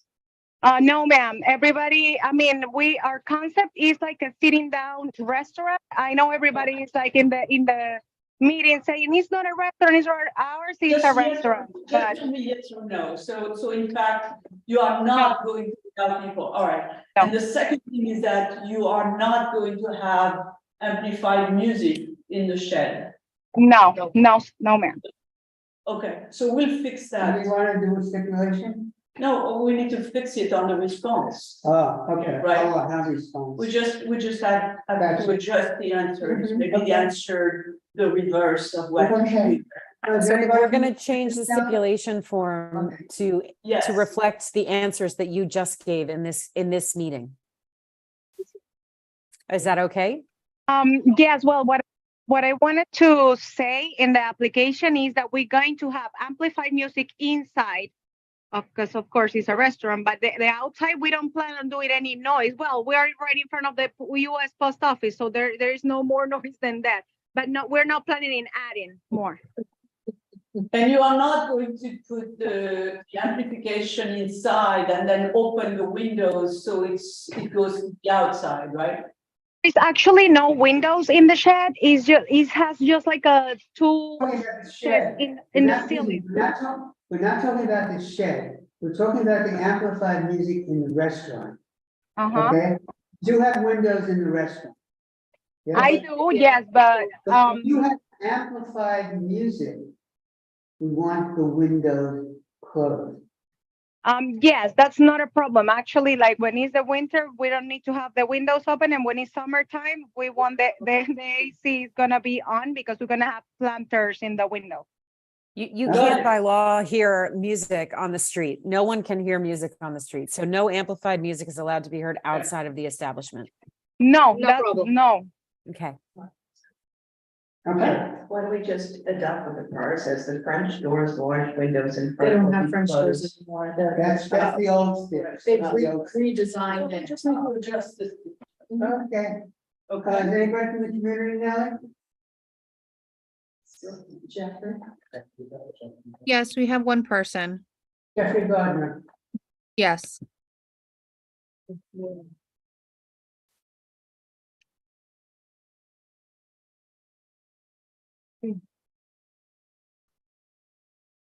Jeffrey, you can unmute yourself.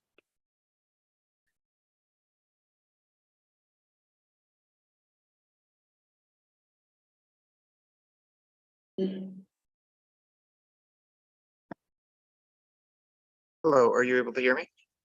We can hear you, Jeffrey. So, yes, I'm the co-president of the 100-200 West 18th Street Block Association. And I'm happy to know that you're in receipt of our letter in support. I just wanted to reiterate our support of this application. The applicants have been communicative, responsive, and responsible community members. And I would just like the record to reflect that. They've conducted outreach. They've taken our feedback from the community and incorporated that into their application, and we wholly support it. Thank you. Thank you. Thank you. Okay. Do I hear a motion? Tina, and a second? Oh, good. Okay, all those in favor? Aye. Aye. Okay, everybody's in favor. What about the online? That's when you really start to smile. Okay, thank you. Okay, item number 10. 315 West 35th Street. 35th Street Lounge. And the hours of operation, 5 to 4 a.m., 7 days a week. Why? Oh, you're doing good. We haven't had 4 a.m. in a long time. Is the applicant here, a representative of the applicant? See, the corner of 8th Avenue. I mean, it's kind of commercial. Your neighborhood person. It's fairly commercial and it's not so far away, not far away from the car. From the precinct. Oh, that's right, I go to this. But since 4 a.m., why? No, do we have the applicant And here? the DJ, the background. It's just- Okay, Eric, are you the applicant?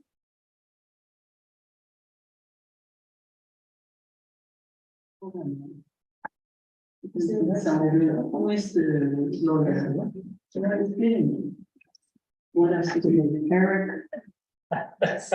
So the news is doing. He's doing. Now it is Eric with a raised hand. Give me 1 second. Okay. Yeah, this is over there, and this is a legal thing of law, business law. So it's not as, that's no words, not a little bit, but 4 o'clock. You hear me? Yes. Okay, thank you. Okay, this is an application for an on-premise liquor license at 315 West 35th Street. The capacity of the premise is 150 people. That is split over the first floor and mezzanine of a commercial office building. There are 20 tables, excuse me, and 120 seats.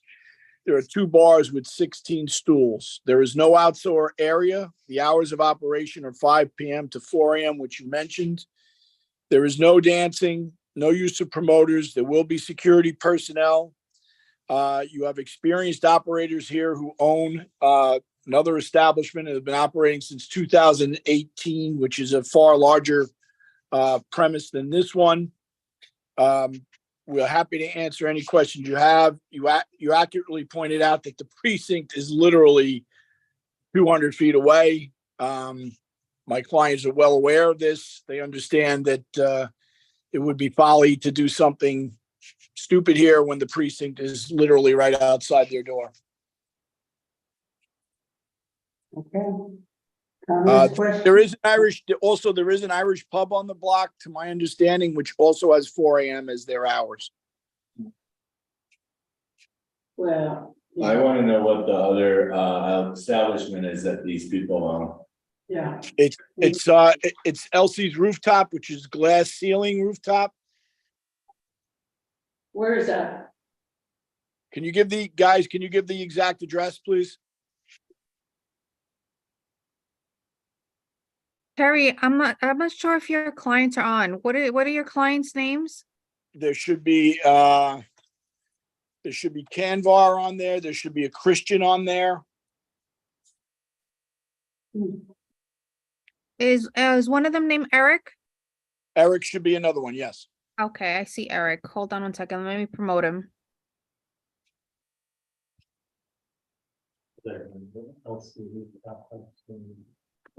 I believe it's 1412 Broadway is the other address. It's uptown. Where is that? No. Yes, that's correct. Yes, So that's correct. LC Rooftop Yep. is 1412 Broadway, and Right. we're also operators of Glass Ceiling, which is 1204 Broadway. And what's the method of operation of those two places? It's more of like a lounge with some restaurant component. It's not a full restaurant, so it's a lot of small plates. So this one is going to be more of a restaurant? No, it's not. We're not going to be operating as a restaurant. It's more of a small item. So we're going to be concentrating on sushi, sashimi, Japanese Wagyu beefs, and cocktails. So it's more like a lounge and a club, right? Yes, ma'am. Yeah, like they say, menu meets a legal minimum. Yes. It looks like there's a stage that looks like it'll be performances. No, so we run just by looking at a method of operation between LC and Glass Ceiling, we do host a lot of corporate events. So a lot of that is going to be geared towards, either centerpieces towards like a stage area, or if like any announcements, that stage area is movable. So whenever we're running any conferences or panel discussions, we'll be utilizing that stage for it without having storage. Okay. Do you have a DJ booth? No, there's no DJ booth. We haven't added a DJ booth, no, but we we're plan planning on having to have DJs. DJs, yes. They will have a DJ, yes. But not a booth. We'll have a movable booth. This is Cover. I'm Eric's partner at this lounge as well at LC Rooftop. Okay. So the DJ booth will be moved based on where we have a function. So if we were to have a private event, let's just say upstairs in the mezzanine, we'll be able to plug in a DJ there versus having it downstairs. So we're making it very fluent without having a defined area for a DJ. So there is a lot of, the front of the building is a lot of glass, right? Yes. So have you gotten the acoustical report on how to soundproof the glass? We have not yet. We're assessing that either with very heavy soundproof curtains. We haven't done the testing yet for it, but if the board wants us to do that, we could more than happy to go ahead and provide a report. I think you need to do an acoustical report and engineering report and then agree to implement whatever is recommended there. No problem. We will work with our sound engineers and we can get our. Right, that's critical. And if we do an acoustical report, like we say, the full board is the first Wednesday in November. So if you can get that report a few days before, what day would you need it by now?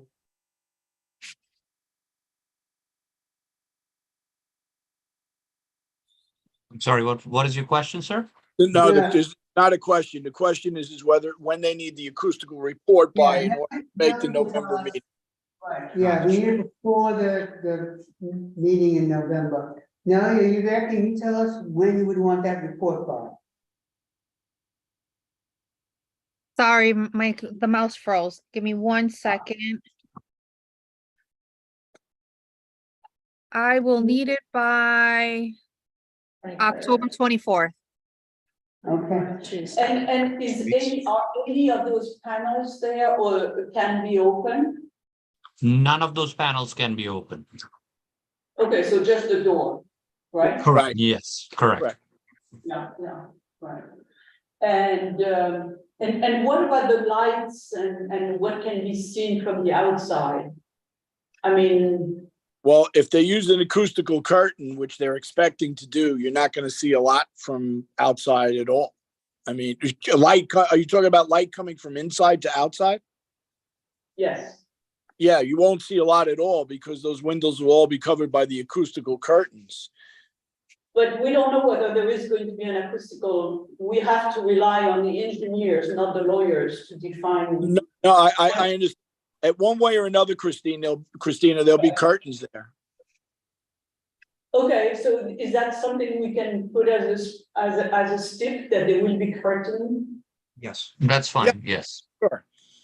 Okay, because we have had experiences where everything comes to the side. On all the windows in the front. Yes, that's fine.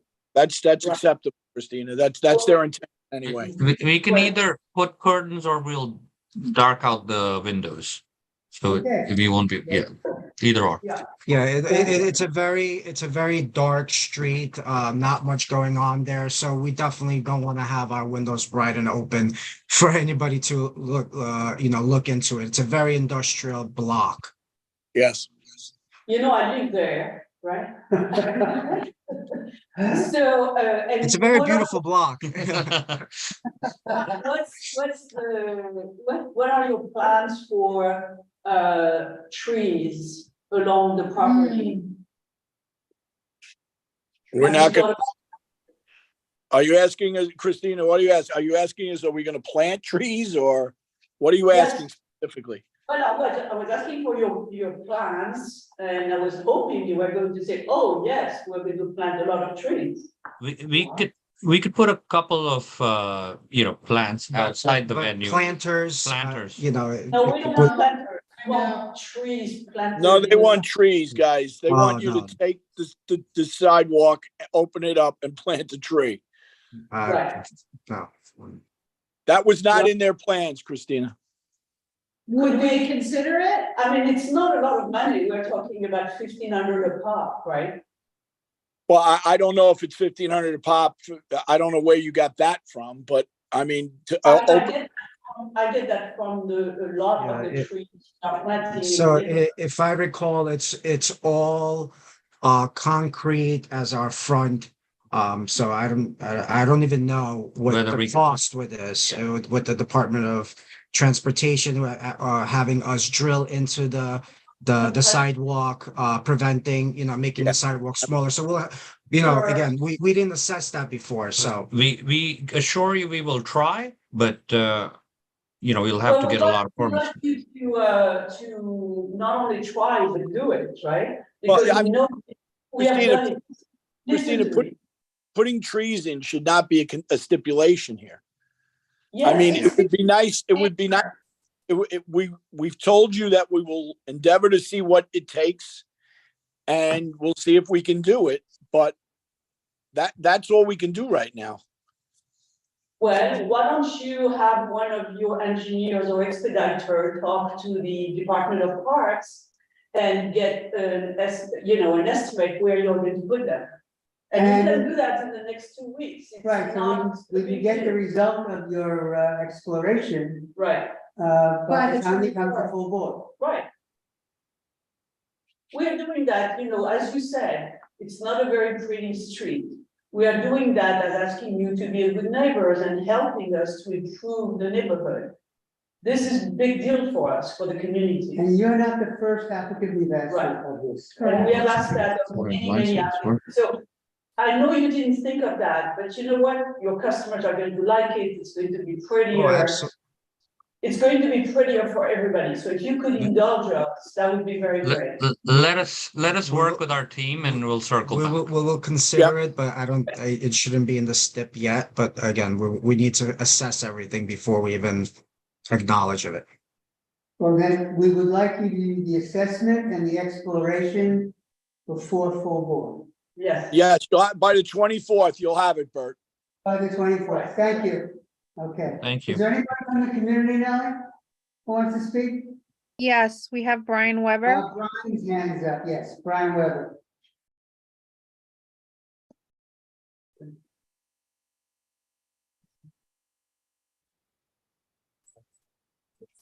That's the first thing you would ask. Brian, go ahead. Hi, thank you. I think most of the committee knows me, but I'll just introduce myself. I'm Brian Weber. I'm the co-chair of the West 36th Street Block Association, and I'm also the president of the Midtown South Precinct Community Council.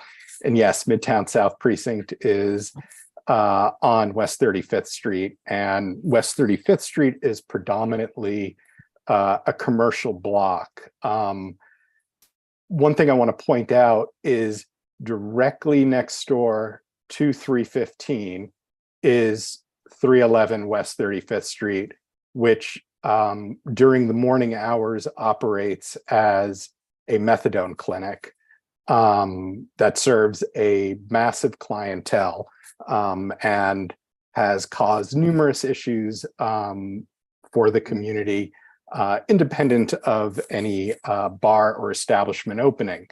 I did look, though, their hours of service do not overlap the hours of service for the proposed bar. I have spoken with the Even Hotel, which would be 2 doors to the west of the bar, and immediately west of the bar is another hotel under construction. In my conversations with the general manager, he talked about the positive impact of having an establishment open in the evening, because that's an otherwise dark corner. So to the applicant, I'm wondering if you could provide us a little bit more information on security, because it is a problematic corner. And I also want to understand whether or not you will have an external vestibule, which I would strongly urge against. And we were discussing that as well. Again, yes, there is a methadone right next door to us, literally next door.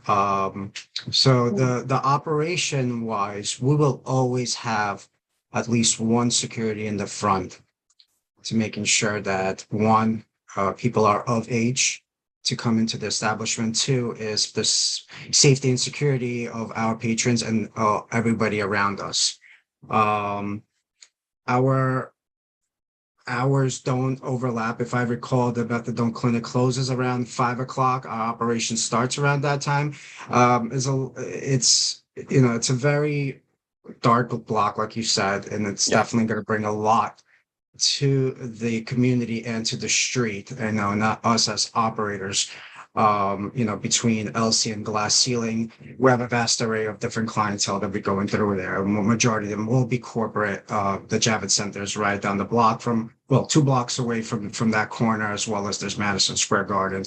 So the operation is going to be very dynamic, going to be very corporate. It's not going to be a dive bar. It's a very high-end spaces, just like all our establishments. I'll add to Eric's point, the security company that works with us vets all their employees, and they also go through a lot of training in order to join the security company. So, we understand, we've been to that block numerous times, and obviously we're not happy that we're next to that clinic, but, we think we can bring a lot to the neighborhood, and we like the space, and we feel it'll do very well.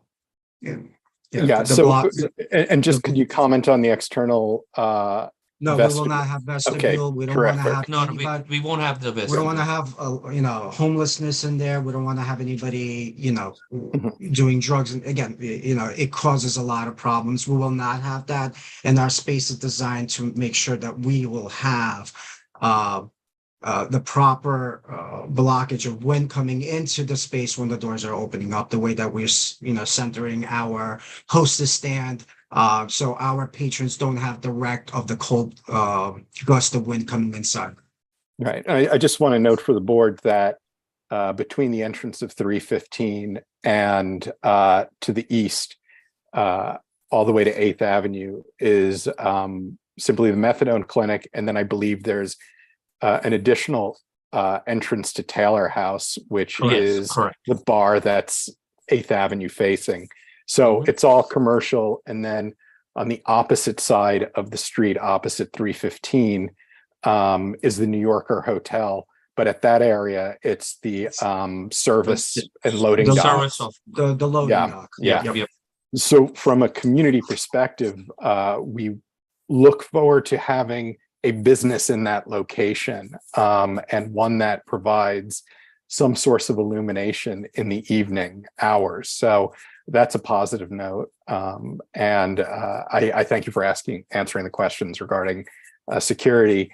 And as well as the well lit of it, where the way that we're also designing our front is with having a lot of light going into the street, into the actual sidewalk. So there's no dark areas. so there'll be good signage from us. It'll be, we'll be lit up from outside. Good. Okay, thank you. Thank Do I you. hear a motion? Motion. And a second. Yes. All those in favor? With the stipulation. With the stipulation. Yeah, thank you very much. We'll get you those documents by the 24th. Thank you. Thank you very Thank much. you. Bye. Okay, item number 11 on our agenda, 413 West 14th Street, BGI 14th Street LLC. It's me, I'm back. Hi, Max. All right, my two clients are Emerick Clement and Romain Roki. Just want to make sure they both. There's Emerick. Romain, where are you? You may He's need- had his hand up. Okay, Now good. Yeah, now bring her over, Romain has his hand up. Perfect. All right. So while Nellie is bringing over Romain, let me tell you about the application. So first of all, meet Emerick, owner and operator of Bagatelle, one of the founders. He's been in the restaurant business since 1996 in New York City in a number of different capacities. Also is Romain, integral part of Bagatelle, and will be the major operator at the location. So Bagatelle is the French Riviera restaurant with a nightlife component. It started in New York City in 2008. And now it's a major international brand. They got locations everywhere. They're in London, and Dubai, Bahrain, Mexico City. But the original location was started here in New York City. It was a staple of the meatpacking district over at 1 Little West 12th Street, just outside of your district. That was from 2008, and they were going strong until COVID shut them down in 2020. But for COVID, they would have still been happily opened and operating at that location. But COVID shut them down. They've been waiting for the right moment to come back, and they're happy and relieved that they finally found the right location and still in the meatpacking district. I know you don't get a lot of meatpacking applications. This one is just in your district. It's on the north side of 14th Street, between 9th and 10th. If it was on the south side, it would be in a different community board. The building is a recently redeveloped 3-story commercial building. It's one of these old meatpacking buildings, but it was recently going through a redevelopment and a repositioning. No residents in the building. no residents on either side of the building, no residents across 14th Street. This is, a few steps away from the intersection of 9th Avenue, Hudson Street, and 14th Street, which is the commercial core of the meatpacking district. With that said, this block, the north side of 14th Street between 9th and 10th, really could use a restaurant, could use a business. There's a lot of vacancies there right now. And for those who are not familiar with the Bagatelle concept, it is a full service restaurant and it has a nightlife component. That's something that they embrace. It's part of who they are. It's what they always were. It's what they've been doing at this location at their prior locations, 2008. And that's what they do at all their other locations. So 168 seats, 10-person bar, all types of music. A 2 a.m. closing hours, not 4 a.m., but 2 a.m. And, right now there's no, as Christine and others have mentioned, you're not considering outdoor space right now. So there, we'd have to come back to you if we wanted that. A true New York City success story, overcoming COVID and looking to resume their business. We're happy to answer questions. Questions? Christine? It looks like you want to have a storeman closure.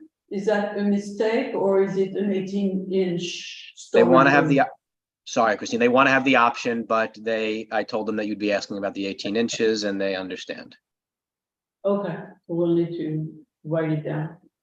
No problem. 18 inches. Okay. Is there any ADA bathroom that's on the first floor for handicapped people to use, or do they have to take their wheelchair down the stairs to get to the basement? That's a great question that I don't know the answer to. Romain or Amrik, does anyone know the answer to that question? Yeah, there should be a ADA bathroom on the first floor. Okay. Yeah, I see it. It's there actually. If you see in the top left corner of the diagram on the first floor, it says unisex. Okay. Right next to the office. AKA ADA. There's no toilet or nothing, but yeah, the drawings are a little bit difficult. But Okay. Yeah, sorry about that. I see they're a little blurry. Anybody from the community now? I don't see any hand up, do you? No, there's no one. Okay. motion to approve. Is there a second? All those in favor? Right. With the stick. With the sticks. Stormy closure. Okay, All right. Thank you very much, everyone. Have a great night. thank you. Thank you very much. Thank you. Item number 12, 796 9th Avenue, the Soiree Tea Company. Hello, everyone. Hi. Hello, everyone. My name is Tian, and this is my business partner, Nick. Hi, everyone. My name is Nick Schaefer. So we're very excited to open our French Riviera and Japanese-inspired coffee, tea, and cocktail lounge at 796 9th Avenue. That's between 52nd and 53rd Street. So it's going to be a daytime and nighttime coffee and bakery and nighttime tea and cocktail lounge. So for operating hours, we're open from 8 a.m. to 10 p.m. Sunday through Thursdays, and on Friday nights and Saturday nights, we're open to 1 a.m. So our concept is to bring a Japanese Zen style like lounge that also offers a sense of calm and relaxation to our customers, where they can socialize and enjoy our organic drinks and vegan food options, freshly baked on-site pastries, definitely croissant, and our highly curated tea and coffee-based cocktails. So we'll also have very tasteful light background music playing during the operating hours. There'll be no dancing, no DJ, no live music, no use of promoters, any sort of that. Yeah, and also living in the neighborhood for many years. So we are very excited about this project. So we welcome any questions or concerns you may have. We're good. I think we're good. Anybody out there now? Tina, do you have your hand up? I'm just confused. I thought Insomnia Cookies was in that Yeah, spot. we share the same address. The same address. We're next door. So Okay. yeah. Oh. Yeah. Yes. Same address, unique. 12.5. 796A and 796B, huh? Oh, okay. Yeah. Yes. Okay. Nellie, anybody out there? No, there's no one. Okay, I just want to bring to everybody's attention that what we have on the agenda of the operating hours is not what we have on the application. Okay.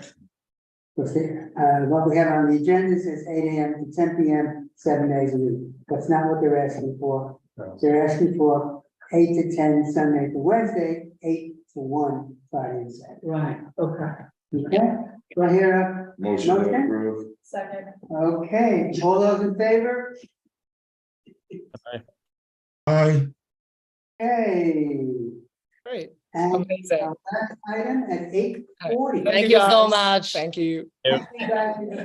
Did Tina have the insomnia cookies address memorized? Tina, is that? I do. You do. We should have a map of all, we should have a map of all the. Item number 13 is RPA Hotel, 51st Street owners. And I want to let you know that we just recently got a letter from the HK 4954 Block Alliance in support of this application. So. Done. You have the applicant here? Hi. The attorney. Okay. Barbara Christoph should be also on. If you can elevate her to panelist, that'd be great.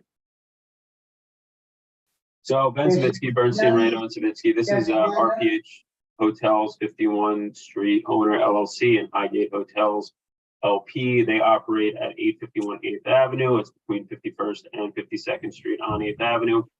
You might know it better. It's been the Hampton Inn for, I think, forever. It is now called Romer Hell's Kitchen. This is an application for a new full on-premises liquor license that's going to be used as a hotel. Barbara Christoph should be on there. She is. Hi, Barbara. They are the owners and operators through Highgate. They could explain the day-to-day operations, but I'll just quickly go through what the application is. It's an 11-floor hotel. Pretty much all the food, actually all the food and beverage operations are on the first floor. You can take a look at the floor plans that we put in there. It's pretty self-explanatory. There is a traditional hotel lobby that's also a lounge, a bar area, and then a dining room that is going to serve as the restaurant for the premises. Floors 2 through 11 are all hotel rooms, so there's no food and beverage operations beyond the first floor. They're looking for hours of operation of 9 AM to midnight daily. It is primarily going to be recorded background music, although they would like the ability to do a piano and a singer in their bar area. There is no outdoor space with this. There is no operable windows. And as you mentioned, they met with some of the local block associations, as well as some residents. And everybody's pretty excited that this hotel's coming alive again, bringing some life to this area of the neighborhood. With that, we'll turn it over to questions. Questions, comments? Okay, anybody in the community out there now wants to say something? Wow, this parking space is horrible. There's no one with a raised hand. Oh, okay. Motion to approve? What? Quick, your question. Well, but that's not the same. This is, do we have the owner of the hotel there? Barbara Christoph is the director with Highgate. I'm the general manager of the hotel. Good evening. Hello. Normally, well, I shouldn't say normally, but one of the big things is that you have your whole parking space, which is open to the sidewalk. And generally, earlier, we would ask that you screen a portion of that, the place where you don't have a curb cut. And either install greenery there to separate from the sidewalk. Is that something you could consider? I mean, that would make a huge difference to the people walking on that sidewalk. Absolutely. And we are on our CapEx project is to redo the whole sidewalk. We are doing studies now. So we have all the agencies already engaged. We have trees on 51st, we have trees on 52nd.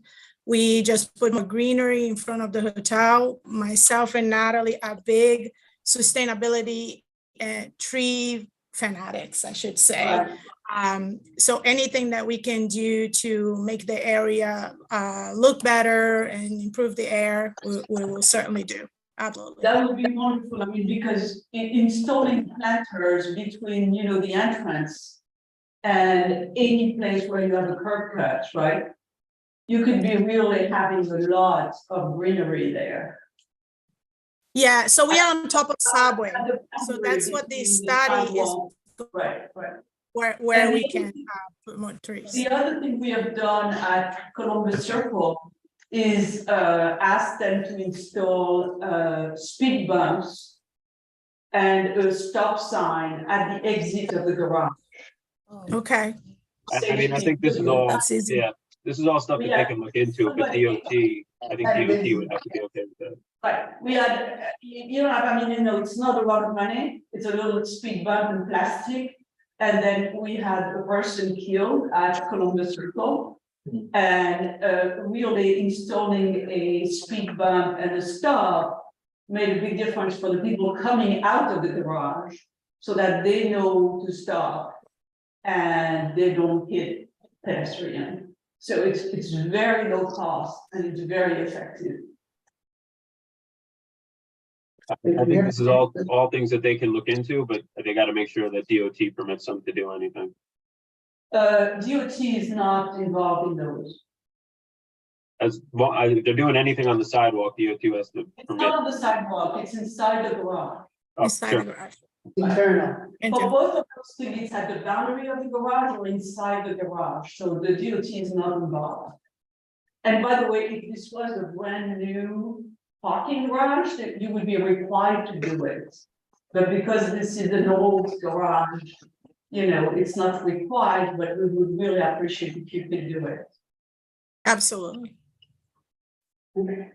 So do we have a stipulation for the planters? Or? Yeah, we would say planters where there is no curb cut at the boundary of the garage. And then where there is a curb cut, there should be a speed bump and a stop sign within the garage for the exit. Are you talking about in the planters or in the garage as well, or outside of the garage? Well, it's at the boundary between, you know, you could put that in the garage, yeah, on the garage side. But you know, it's 3 feet, right? It's very small. I just don't want to commit to putting anything out on the sidewalk if DOT is going to have a problem with it. Not on the sidewalk, it's in the garage. Okay. Talking in the garage. Barbara, do you understand what? In the corner. Yes, I understand. Okay. I understand. It's on the corner of the garage because our garage has two got it. openings. Got it. So right. Planters and then the bump. Yeah, a speed bump and a stop sign at the exit of the garage. Within the garage space. People. Okay.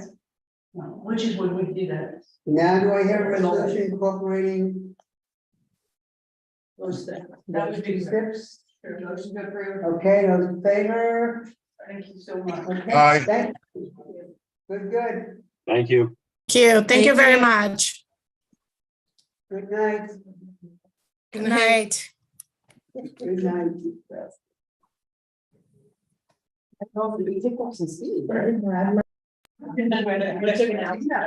that a good night to all? Good night, everybody.